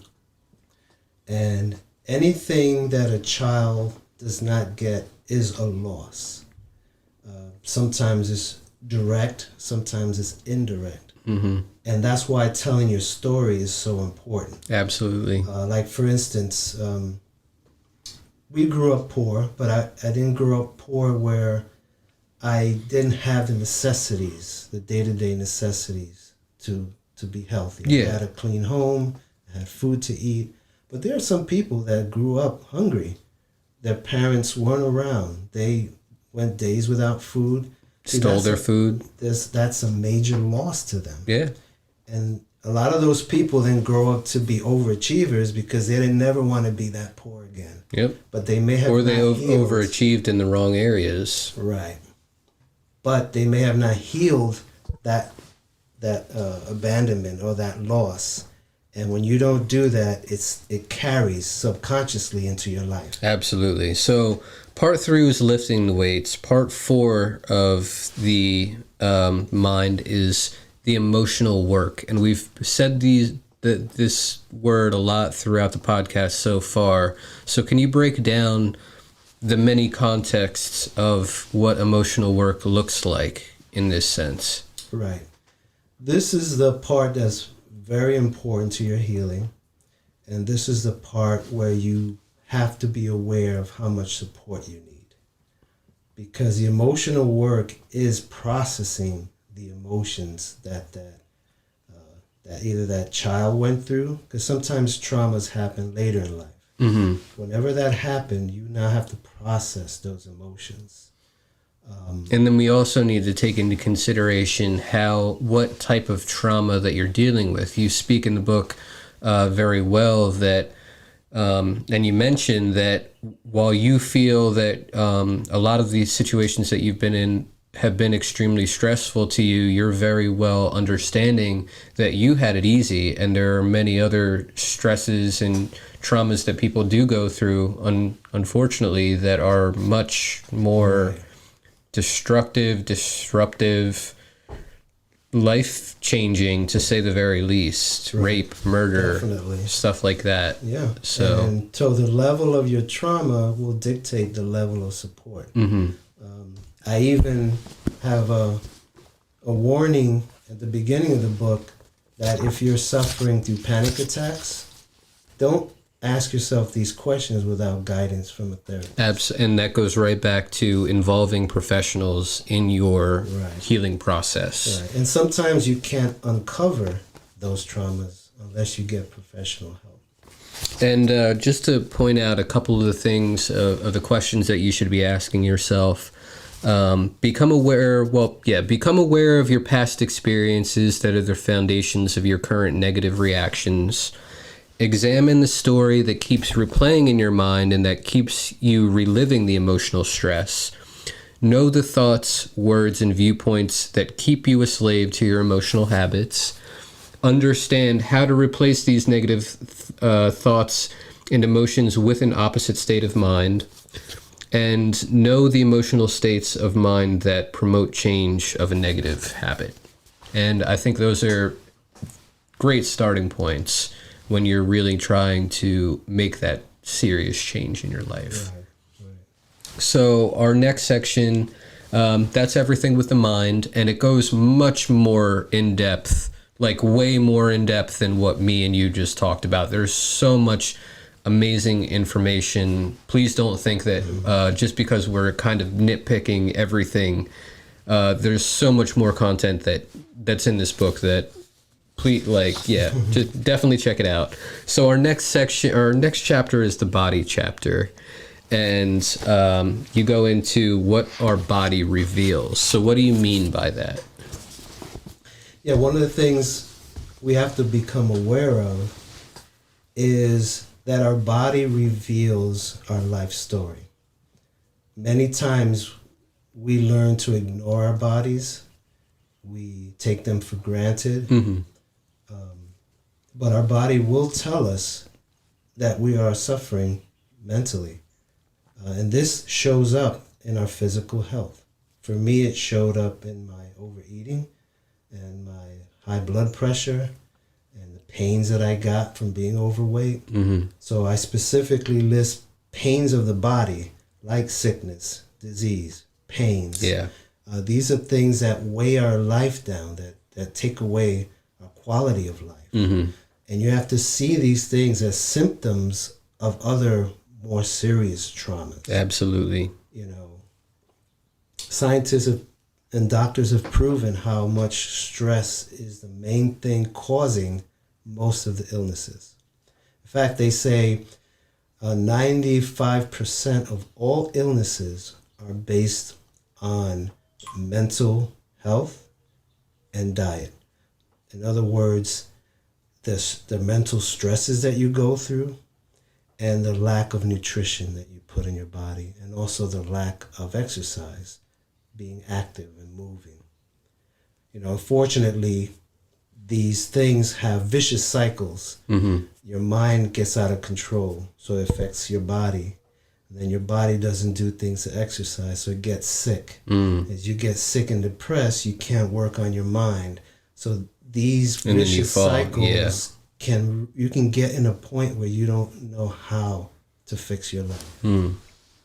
So part one is basically the intro, and you kind of break down the things that you should be looking at. And then part two, you go into the specific weights of the body. And I just wanted to read a quick quote. So, to heal the trauma saved in the body, you must be aware that the body is communicating to you. This awareness is achieved in the opposite way of healing the mind. To heal the mind, you must use your body by telling your story and mourning your past with the intellectual part of your brain. The trauma saved in your body interacts with a different part of your brain that is connected to your nervous system. You talk to your body by interacting with it. This means being able to interrupt the messages your body is sending to you by the sensations you feel. You cannot use logic or intelligence to get in touch with your body and calm its stored trauma. You must learn how to become aware of your body's sensations and learn how to calm them, so you are not always in survival mode. And this goes back into so many people just constantly being in that survival mode that we keep bringing up. I see this in so many of my friends, family members, loved ones, and it's that vicious cycle of either them not knowing what to do or just the repetitive process of the decisions that they make time and time again. So what are some ways that we can start to look at the weights of our body and then alleviate them?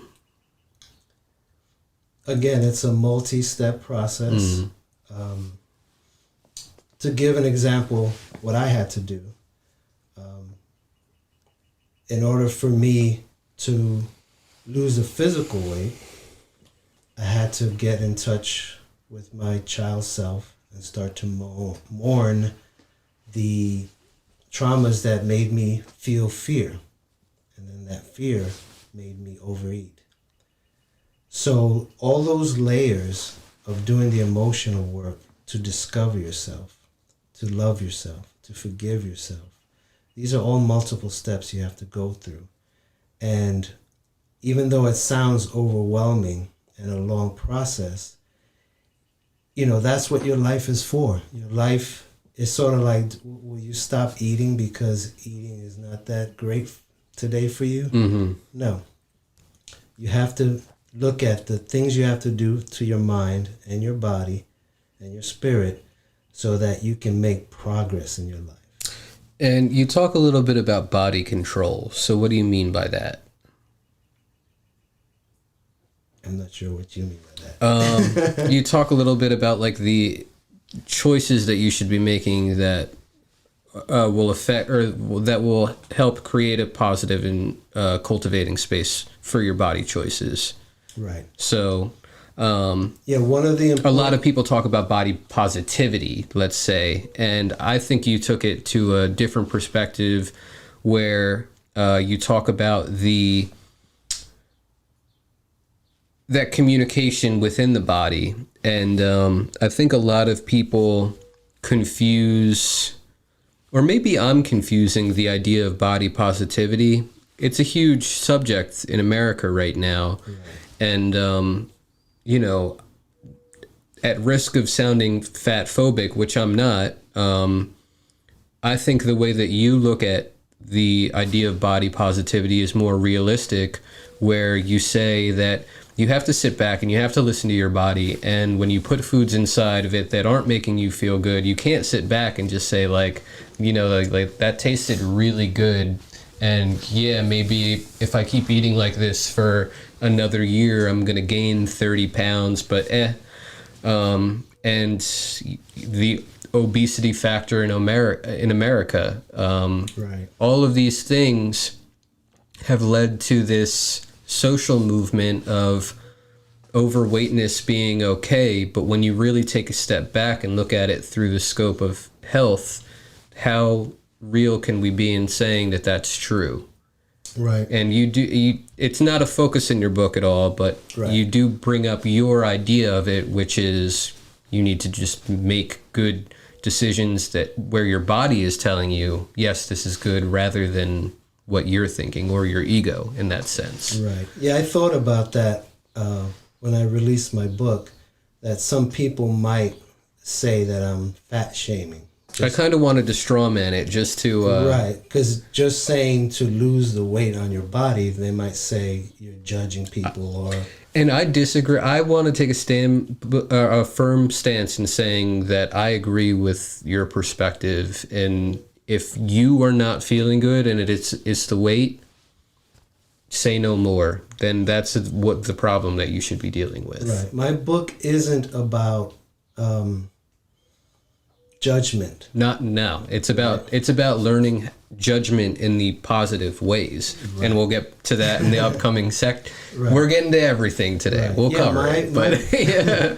My focus in the weights on the body, if you look at them, they're about health. Mm. I never, even when I bring up being overweight, I also talk about being underweight. Yes, you do. Right? Either extreme can be unhealthy. Life ending in some cases. Yeah. And that's a decision everyone has to make for themselves. Mm. So what I'm writing about isn't about judging how other people look. This is more about, are you loving yourself to be your best self and to be your most healthy? Absolutely. Even in my vision for myself, I said, I want to look in a way that meets my body type, my body structure. And I know if I'm eating right and exercising, whatever way I look like, that's who I'm going to be. Absolutely. And I'm healthy and I'm happy. So it's not about pounds. It's not about image. So I think someone who is struggling with their weight and wondering, what is the real issue? Is it how I look or how I feel? And I think I do a good job in helping people to see being in touch with your body is more about listening to it. Mm-hmm. So, when I was overeating, I thought I was full when I felt bloated. To me, I thought, okay, I'm full. But really my body was saying, this is too much. Yeah. Right? Because I felt bloated. But I interpreted emotionally that meant I was full. Mm. Right? And when I started to go through the plans to help with my diabetes, at first it was hard not to overeat. Yeah. But when I got to the point where I was eating regular meals, if I did overeat, I felt it and I could feel the difference. I could feel like my body was saying, this is too much. Yeah. So now I was learning to listen to my body. Mm-hmm. And that's really what the body chapter is about. Yes. Loving your body, listening to your body, and also using your body to quiet and heal your mind. So just to finish up on part 2, when you talk about people that might need a more intense amount of change to their body, you talk about somatic psychology. So can you talk a little bit about what that is and if people are experiencing those more serious problems, what they could do with that to help them? Yes. One of the things about trauma is that it gets saved in two parts of your body. First is in your mind. That's the memories of your trauma and the emotional reactions to your trauma. Mm-hmm. The next place trauma is saved is in your body, in your nervous system. Mm-hmm. If you had to fight, it remembers the muscles you had to use to meet the attacker. If you had to run. When I was a little boy in that room with the hammer in my hand, one of the things I did was my leg was shaking and I couldn't stop it. Mm. That was a physical trauma saved in my body. And you talk about how throughout your life, when you would deal with stress, that's one of your tics. Right. Yeah. So usually that's a sign when someone has saved trauma. They can't control their hands. They're constantly playing with their hands, or they're shaking their foot, or they can't sit still. You know, when you're kind of being in a awareness mode where you feel you have to look around and everything is reactive, and that's a sign that you have trauma saved in your body. Mm-hmm.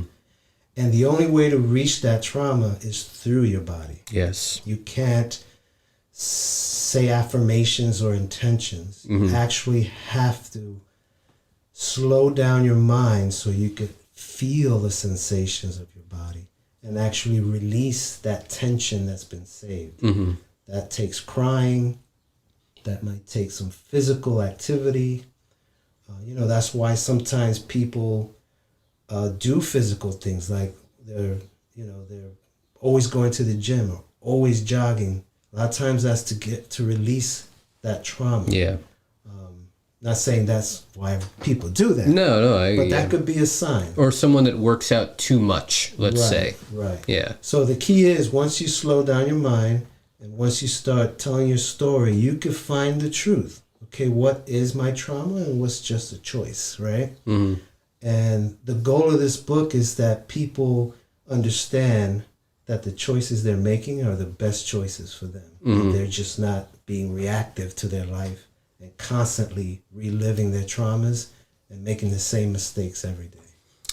Gotcha. And how we do that is through part 3, and that's listening and loving your body. So how do we listen and love our body?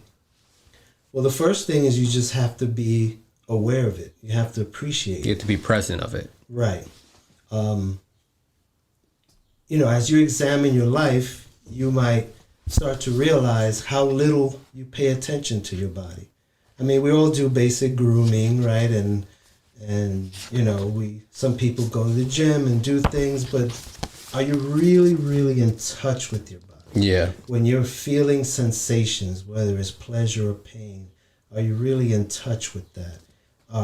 Are the things that you're doing consciously because you do love your body? Mm-hmm. You want it to be healthy. You want it to be strong. When you are feeling something, being aware, like when you are stressed, where do you feel that stress? Do you feel it, the tightness in your chest, butterflies in your stomach, Mm-hmm. headache, muscle pain? Being aware of those things is the start of realizing, okay, I have to make changes. I have to do something different. Absolutely. My body is communicating something to me that has to change. Yeah. To give them a little context about what you were going through, my body became physically addicted to the food I ate and how much of it I consumed each day. Scientists have discovered that when your body becomes accustomed to your long-term weight level, even though over or underweight, it will think that this is normal for your body and will work to keep it at that level. It was not just my mind that had to change, but my bodily functions as well. That is why I found it so hard to make permanent changes in my body. And that's something that you also see in American culture largely, is people, whether it's under or overweightness, it's an unfortunate reality that your systems in your body will acclimate to that. And that's why you see shows on TLC, My 600 Pound Life, where they're eating 3 people's worth of food every day and they just can't break out of that cycle. Their body is literally telling them, I need this food, even though that's not the case in any way, shape, or form. But when you stop listening to your body, problems arise, to say the very least. And that goes back to giving yourself good affirmations, especially when it comes to eating food and everything. Another quote that we were looking at was, or that I was looking at, was the affirmations. And when it comes to listening in love to your body, you want to forgive yourself. Stop being judgmental of yourself and your past. Your past experiences are over and do not define you. Accept yourself. Accept that you are worthy of being shown love. Practice self-compassion. Accept your unique personality traits. If there is something that you want to change, love yourself as you make those changes. Respect yourself. Value who you are as a person. Say yes to yourself and others to make your life better. Learn to say no to yourself and others with purpose of love and support. You must put yourself first before you can help someone else. This is especially true when you take the time to heal your body, mind, and spirit. And I think that these are affirmations that we forget to tell ourselves daily that are just so important to everything from the root of just living a natural and healthy life to dealing with trauma, stress, pain, anxiety, and any other negative factors that come about in your life, for sure. So again, the affirmations in this book are very much needed in today's society, for sure. You also talk a little bit about why is there so much stress in the world? I'm going to let you take this one because it's so important, and I've talked about this on many different podcasts, but let's state it again because I can't hear it enough. Yes, it's commonly known, but constantly ignored. The life we live in our modern society is riddled with fear response initiators. Our normal fear response is to protect us when we feel in danger, when we need to feel safe. And we also have this emotional need for love, for community. And when those things are threatened, we will feel fear.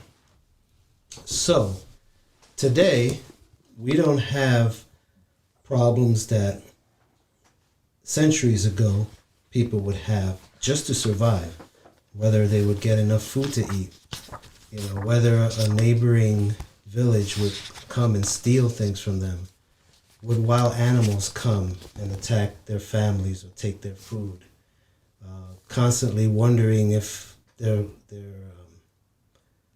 things they're growing to eat will produce incurable disease. Right. Yeah. Right.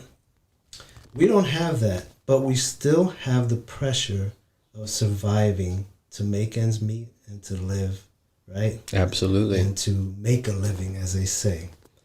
So, but the thing is, in our culture, especially the American culture, which is a capitalistic culture, everything is about producing and consuming. So we no longer provide for ourselves like in the past, where the family would work together on a farm and we would support each other, and either we did well together or not. We did not do well together, and people would work together to help each other. Now you make a living totally isolated. Yeah, and I'm going to cut you off right there to just give the perfect quote. And the irony of modern societies that have unlimited this just makes me laugh every time I think about this. The irony of modern societies that have unlimited resources is that those who are wealthy also face daily stresses because they feel like they must work even harder every day to maintain their wealth. The rich can get caught up in the money game and must watch their funds as they strive for more wealth. Our capitalistic society is stuck in the feeling that you never have enough and you must continually grow your wealth even though you have more than what is needed. So modern stress comes from the internal feelings based on the external pressures to make more money to survive. Most money systems have the status levels that cause separation and competition. This has been the ongoing battle of the rich versus the poor. The citizens of the modern society that have limited resources, education, jobs, food, etc., and struggle to make the living feel the full brunt of the stress to survive. The poor have legitimate reasons for the stress they feel. It is not a surprise that the poor in modern rich countries suffer the most with sickness and disease. And it just can't be brought up enough. And that's one thing that not only, you and I need to bring to light more, but something that this podcast and my platform in general is going to focus on so much more, because that disparity is something that needs to change, or else we're obviously not going to be able to get out of this, especially at the severe critical point that we are right now. Right.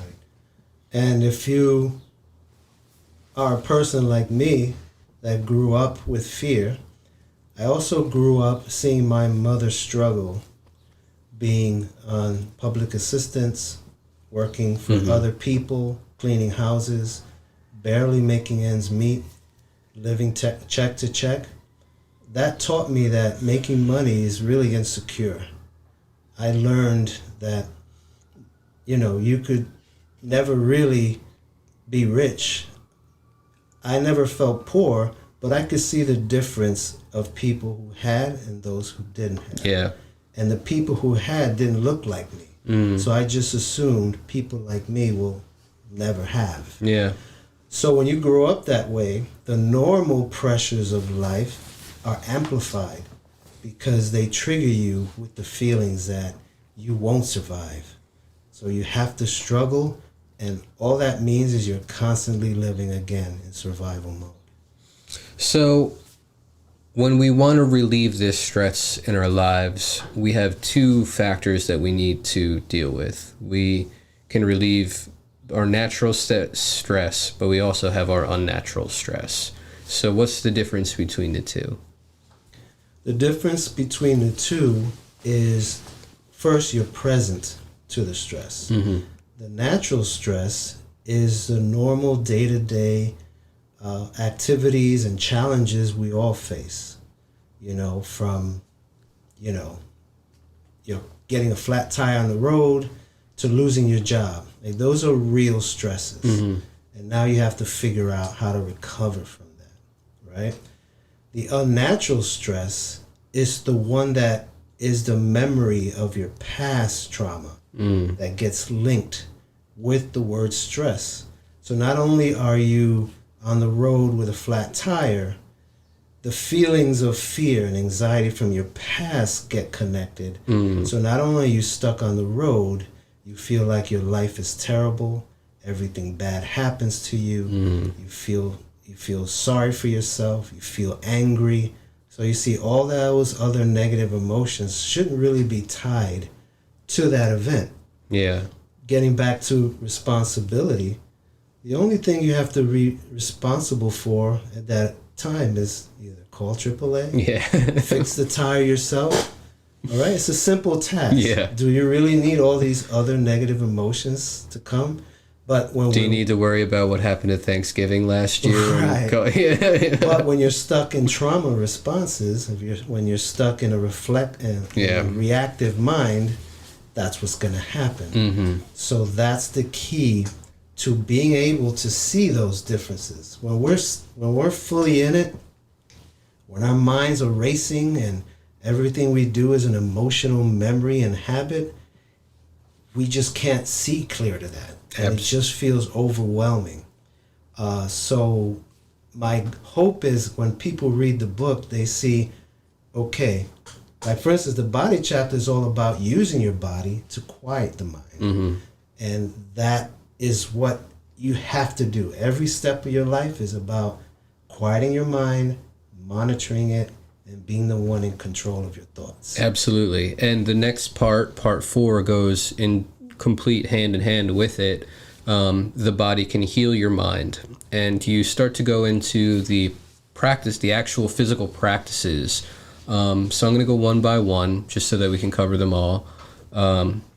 So the body can heal the mind.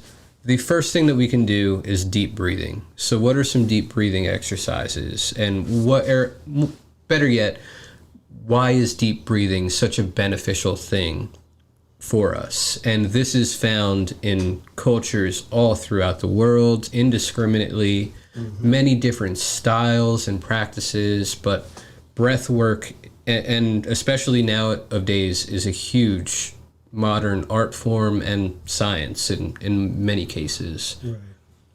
Yeah, actually, breath is another example of people not paying attention to their bodies. Yeah. And taking it for granted. You even mentioned in your book that you make the subconscious action of breathing. You can turn it on and off. Right. Yes. Right. Subconsciously. Right. Yeah. The breath is actually its own system that your body uses to regulate yourself. Mm-hmm. When you're in let's say you're being chased by a dog, your fear response is to run, right? Mm-hmm. Your body knows, okay, we're going to run. My muscles need more oxygen, and I need more blood too pumped to my legs. Mm-hmm. So you start breathing heavier. All this happens automatically. Yep. These are all automatic systems, right? Yep.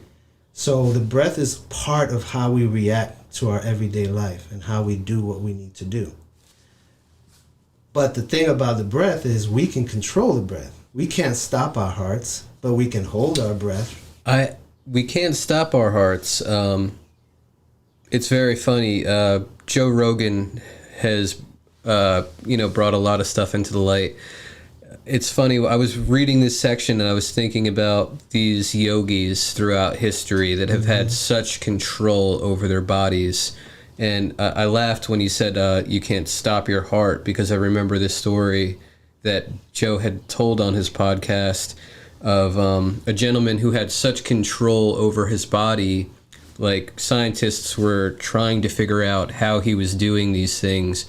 Like, they would hook him up to a heart rate machine, and he would be able to control his heartbeat to over 300 beats per minute. And it would look like he was flatlined, but the EKG couldn't figure out that his heart was just pumping that fast. Mm-hmm. He had that natural control over his body. Right. Like, so in depth. Only a couple people ever will be able to achieve like right. stuff like that. But it's truly impressive how much of a lack of control that normal people have over their body, and how much control we actually could have if we were more informed about all of the processes of it, really. Yeah, the body is amazing. And the more you learn about it, and the more you understand how much your mind can control the body. But when you're at a point where your mind is running rampant and out of control, you use your breath to quiet the mind. Because usually when you're in that panic state, your breath might be fast, your heartbeat might be high, and you have to get yourself into a regulated state. And the way you do that is through your breath. And that's something all animals do. And so controlling your breath is a start to quiet your mind. Mm-hmm. And usually all that means is taking deep breaths, as deep as you can take it, and then slowly releasing it. Sometimes releasing it twice as long as inhaling the breath. One thing that a lot of people may not know is that the best way to breathe is through your nose. Right. And that's why being called a mouth breather is a slur, I guess you could say. But yes, and this is one thing that I do a little bit of breath work, nothing crazy, but I can definitely tell the difference between if I'm breathing out of my mouth compared to my nose, and you can actually suffer a lot of health problems if you breathe out of your mouth rather than your nose. A lot of people don't realize this. But yeah, just an interesting fact that a lot of people don't know. To that, get used to breathing through your nose, and your breathing practice can help you to become a nose breather. Absolutely. Right, because you're focusing. And so that breath work not only slows down your heart, clears your mind, but it also helps you to become more present, right? Yep. That's why I said you get present through the body as you become aware of the body, right? And I like to just point out, in the book, I encourage breathing only to quiet the mind. Because they're, like everything, that's one thing men are good at, is going to extremes. So there are people who, use breath work, they feel, to reach certain levels of nirvana.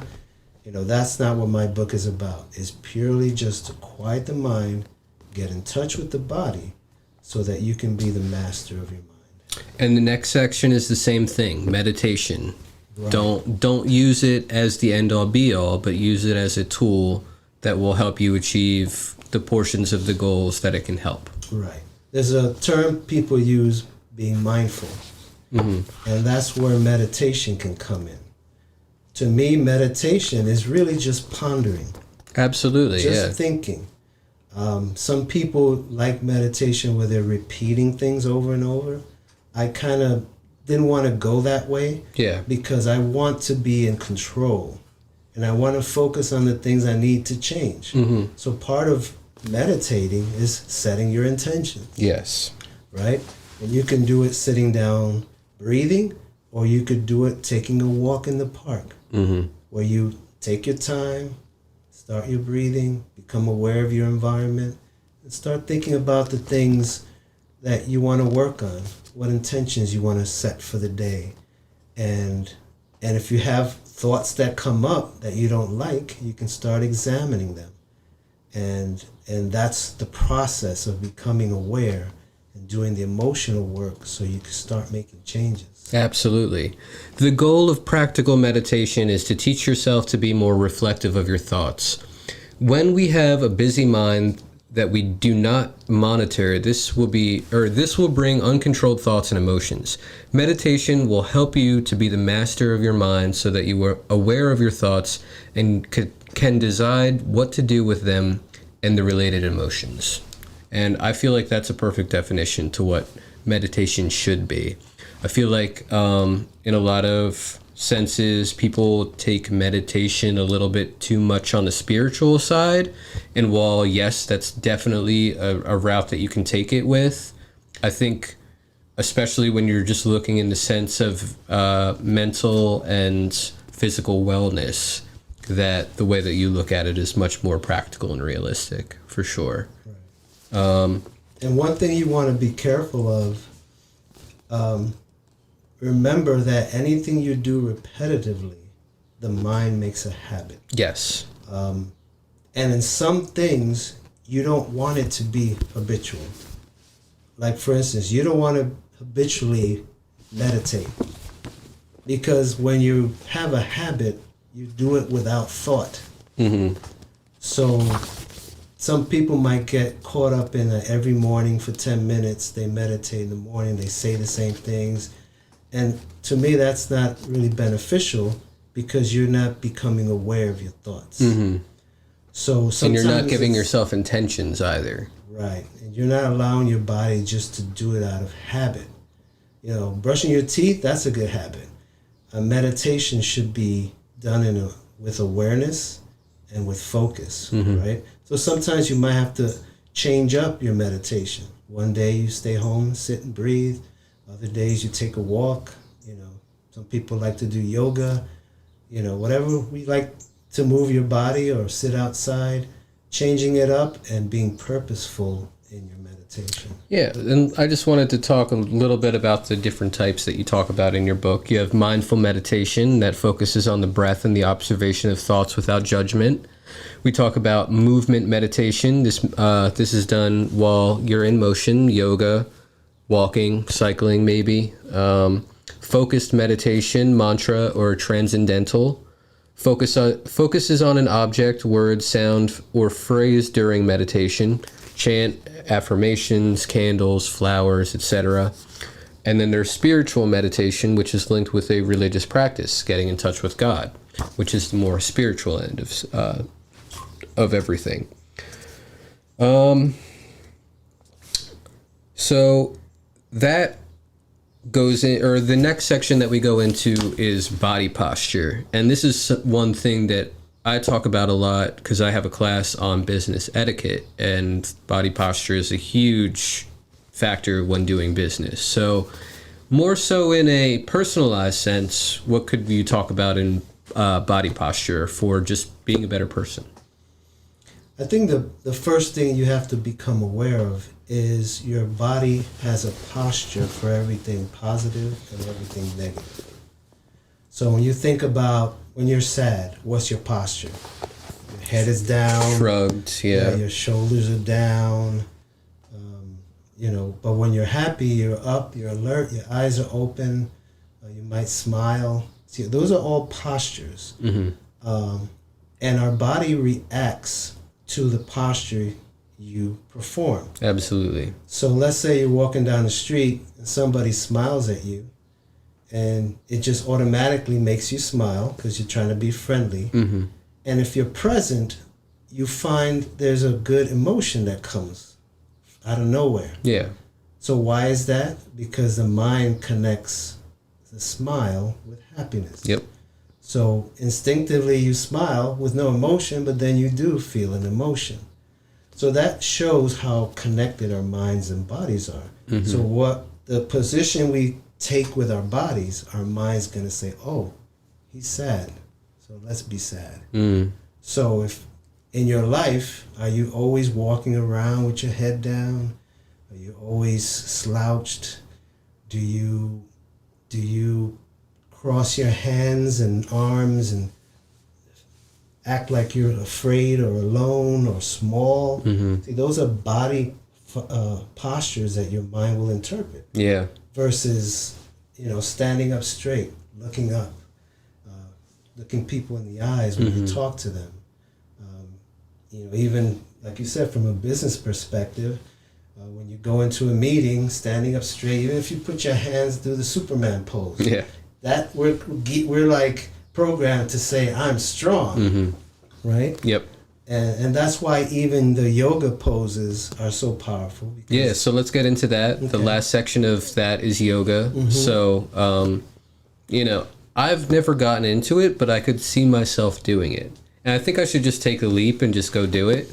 But that's something that's, yes, there are definitely more advanced ends to it. But if you really just want something that's like low impact on your body, that still really has an extremely good benefit to it, yoga seems like a great way to go.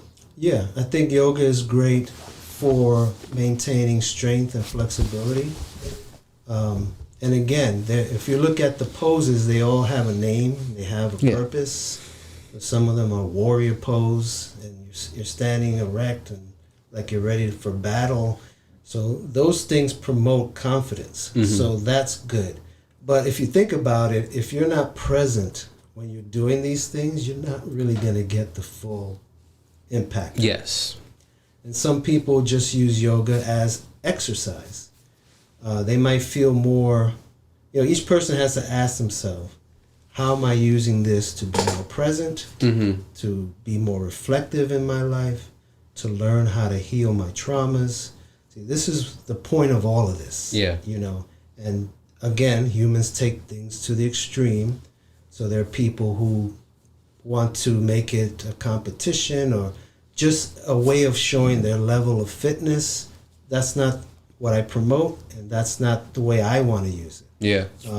I use yoga less than other ways of exercising or presence, but it's something I like, and I'm also interested in maybe taking a Tai Chi class. I think that's pretty cool. Yeah, that's another great martial art that's very low impact, but also has a lot of beneficial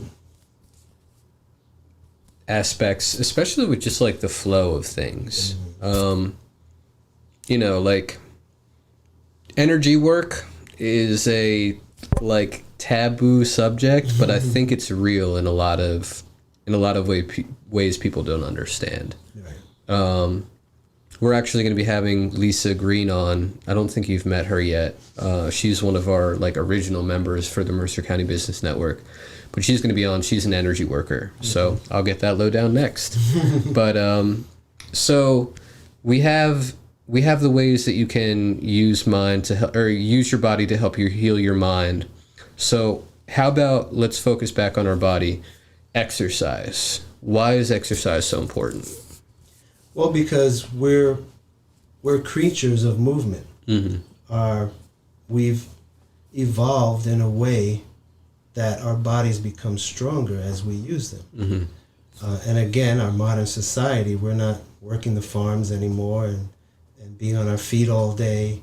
So a lot of the health issues we face are because of lack of movement. Absolutely. So in our modern world, you have to find a way you like to move.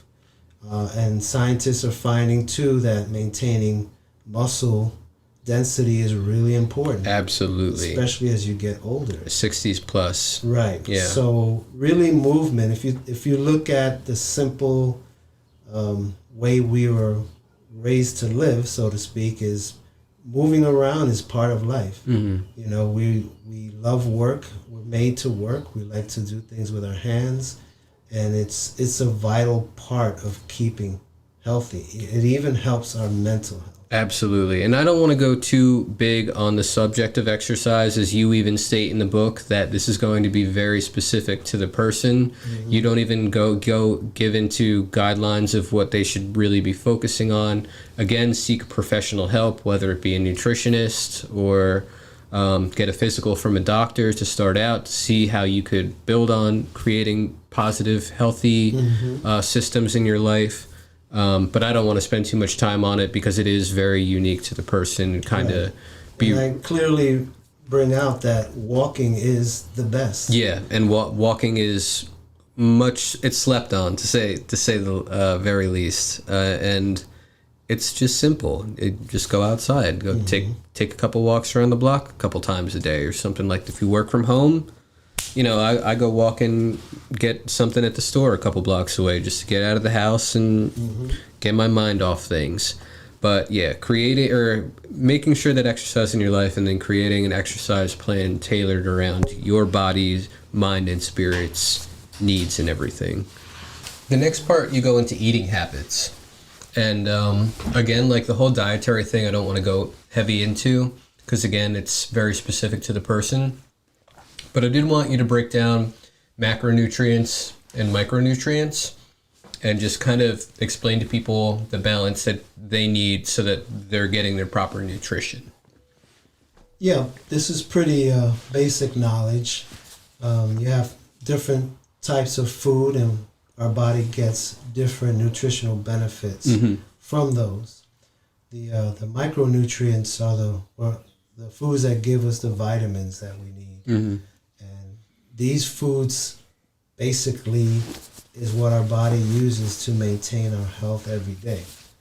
I think the most important thing people have to realize is that your body is keeping you healthy every day, but it needs the nutrition to do that. So that's why bad nutrition causes health issues, because when your body's trying to heal itself every day, if it doesn't have what it needs, you miss out, and that damage starts to pile up. The macronutrients are the proteins and the fats that we need.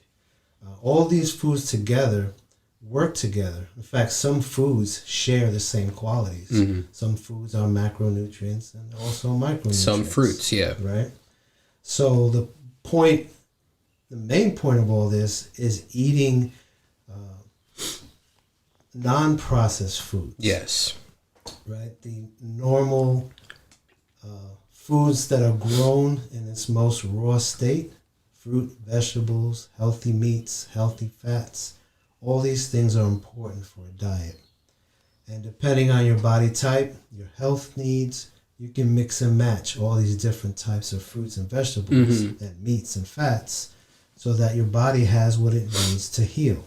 And the one thing that we will say is when looking for a diet, don't go for someone else's view and what works for them. You need to listen to your body and figure out what works for yourself. Right. And that's something that I've recently gone on my own journey with, figuring out my meals and stuff. I'm using a meal kit system now that gives me all of the stuff that I want directly to my house and in small portions that I want. And I can't tell you how much better I've felt because I've changed my diet and I'm eating less and food tastes better, like you mentioned in the book. And it just works. It works for me. And it took me a while to figure out, I'm 30, so I'm about to be 30. So it took me 30 years how to actually eat good, but I did it. So it's just taking the time out of your day. So you go into part 7, and that goes into the best foods for you. Like I said, do that research on your own, buy the book, read it yourself. So much insightful information. And we come into our final chapter, and that's spirit. So the initial intro to spirit is your true self. So explain your true self. Right. When I talk about the spirit, I talk about your core personality, how you present yourself to the world. When people look at you, what kind of spirit do you show? What is your personality? The trick with the weights of the spirit is that there are a lot of negative emotions, mental states, and traits that suppress your true self, your core personality. And the problem with our core personality is that it starts to adapt to our environment and our experiences. So if you've had many negative experiences in your life, especially early on, your personality will start to change. Your core personality will start to change. And you will take on traits and you will take on mental states and viewpoints that you feel you need to take to survive and protect yourself. So the personality you have may not really be the true you. Some people think, I have anger issues, that's my personality, I'll never change. That's not true. Because if you were to speak to your parents, let's say someone who's had that issue, when they were very young, did they display those traits? And they may find that, well, when you reached a certain age, you started to get more angry. So the reality is something happened in your life where you felt you needed to use anger to deal with an emotional issue. Yeah. So releasing the weights of your spirit is about releasing all these things like guilt, shame, fear, and judgment that hold you down and makes you suppress the true person who you are. Yeah. So that goes into into part 2 and your emotions and breaking down what your emotions are. So give a little context to that. Emotions get a bad reputation. For instance, fear. We don't want to have fear in our life, but fear is a natural core emotion that we need to survive. Absolutely. And fear isn't always being afraid where you feel you have to run.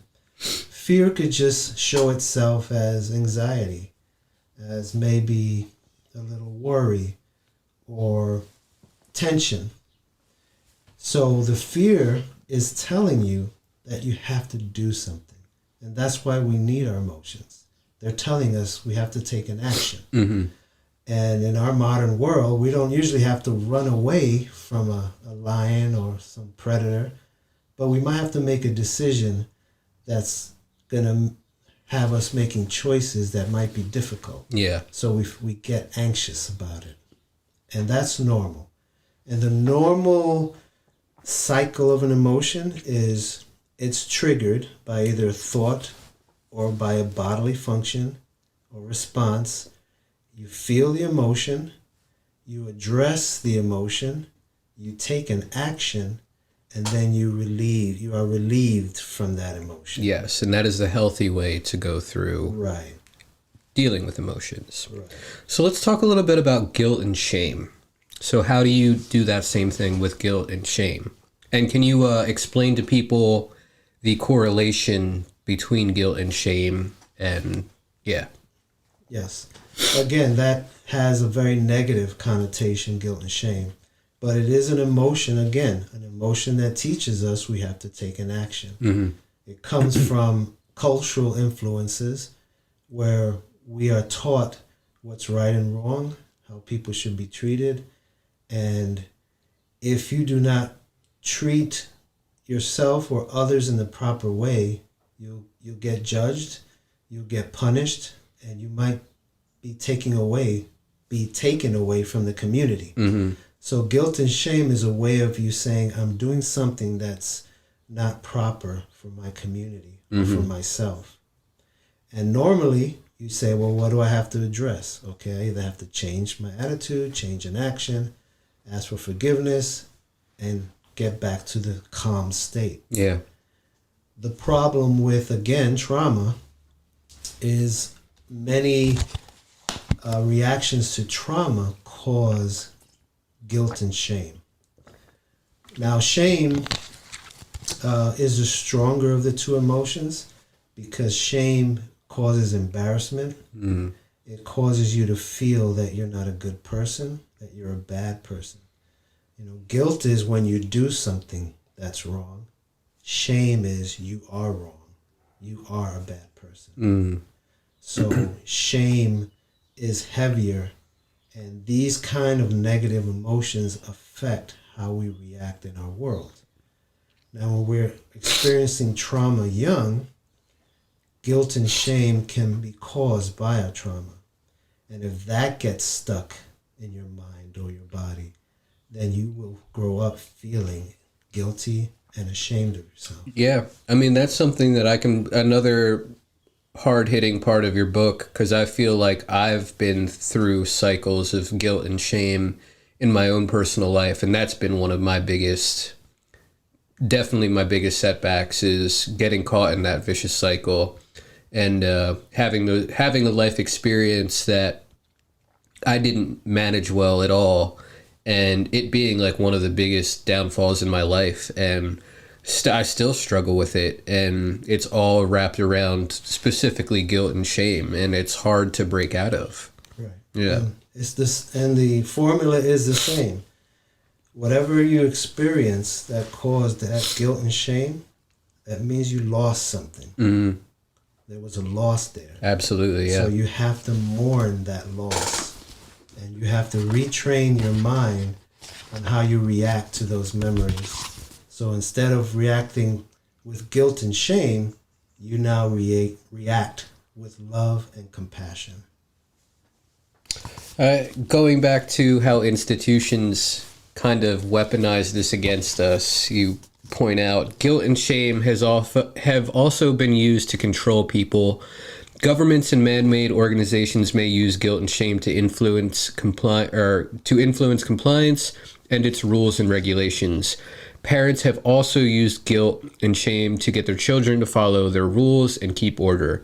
Control is achieved by using comparison, creating labels for those who are not compliant, and judgments that punish the person who does not meet the standards.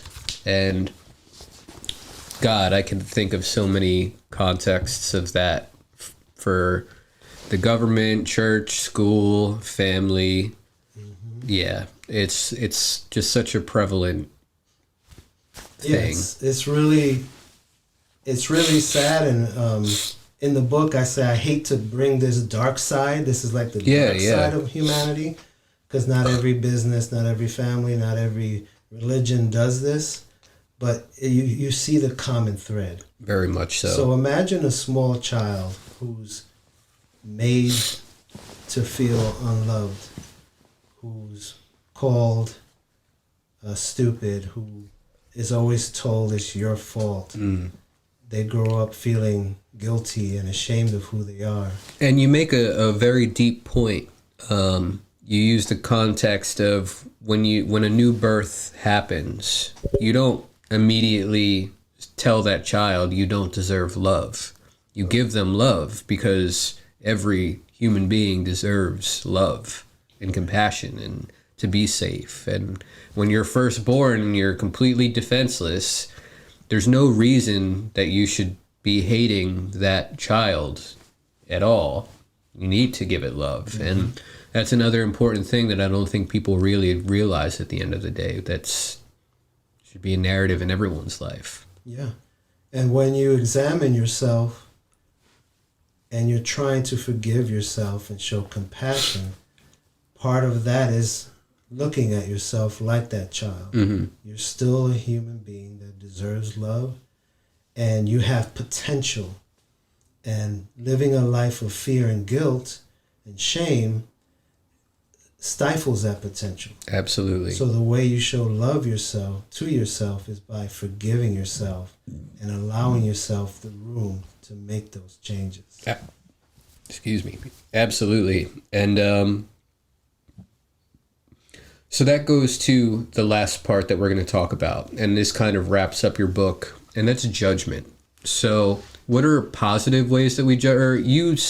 I'm going to let you actually give your representation because it's perfect. Okay. So yeah, you hash this one out for us. Okay. Yeah, judgment. The word judgment has two sides to it. There's a side where you're making a decision and you're using discernment. So let's say you have to make a decision on, let's say, a new job, or you make a decision of things you might have to do, and it's complicated, and there's things you have to think about to make that choice. So you use good judgment to say, okay, this part will be good for me, that part will be bad for me. You make a decision, it works out. If that happens, people say, oh, he used good judgment, right? Now, the other side of judgment is the judgment that comes from like the judicial system. Yes. Which people more commonly prescribe to judgment. Right. And in its true sense, that judgment is used to make a decision on somebody's actions, and they decide whether this person will be punished. And if they are punished, they execute that. And they let everyone know that this person is in a shameful state and they have been judged as guilty. So we can sometimes live our life being judgmental, meaning instead of using judgment to make good decisions, we're using judgment to decide on people's worth, our own worth, on other people's worth, what's good and bad, what people deserve love, who doesn't deserve love. And not only do you make the rule, you make the decision and you execute the judgment, whether that's internal to yourself or external. And you can definitely see that in organizations like, of course, the judicial system, right? You see it in all institutions, family, business, where people set rules, and if you don't meet those rules, they will judge you, label you, and execute some kind of punishment. Absolutely. So, wrapping this all up, we can use all of the things that we talked about today, and the final chapter of your book is letting your spirit fly. So, if or when we achieve all of these things and we get to this healthy mental and physical space, what is the end goal? What's letting your spirit fly look like? Right. At that point, you are no longer feeling guilty for your past, right? You're no longer ashamed of who you are.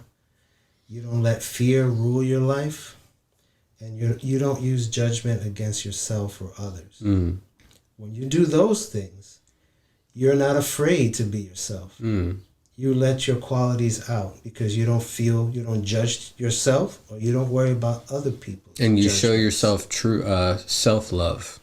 Right. You can now do things for yourself because you value yourself. You respect yourself. And loving yourself is the same as loving someone else. A lot of people think self-love is selfish. But self-love is just the ability to see your worth, to care for yourself so you can be healthy mentally and physically. And one of the benefits of that is that now you can show love to others because you have the mental and physical capacity to do that. And your love is real, is true, because you know how to give it to yourself, because you care for yourself. So the people outside of you that you care for, you can give them more authentic love. Because sometimes we give people love to get love. And that's not the authentic way to give love. That's more of the surviving side of, Right. It's another coping mechanism, being in survival mode. But yeah, that's the power of your book, and must read. So I want to let you know that you're the first author on our podcast, and we are going to start a book, Current of Currency book. So along with myself, you'll be the first author added to the list, and this is a must read for the Current of Currencies Network. Thank you very much. So, Gil, I appreciate you having on. One last question. So, how do you like our network, and where do you see our network moving in the upcoming months? What I love about the network is everyone's coming to the events open-minded. They're telling their stories. They're expressing their desires. And they're encouraging everyone not to give up on their goals. So I could see it continue to be more of a source of resources where people share knowledge, experience, encouragement, so that we can reach our goals and help each other, which in turn will be able to help the community. And I could just see that growing into something like that. And we're happy to have you backing us on this. So where can everybody find you? Do you have any social media that they can connect with you on? I know that you're setting all of that up, and that's something that I'm going to be helping you out with in the next couple months. But no Facebook or anything right now, or? Well, the best place to go is my author website. There you go. Which is GilRolonBooks.com. Gotcha. And we'll have the link in the description. But you're welcome back on the podcast anytime. Again, this has been a wonderful and very eye-opening conversation. Thank you for writing this book. If you want to check it out, you can find it on Amazon and his own personal publishing website as well. You can go to my website, but it will take you right back to Amazon. Gotcha. But yes, thank you for coming on today. Thank you so much for your time. All right, cut.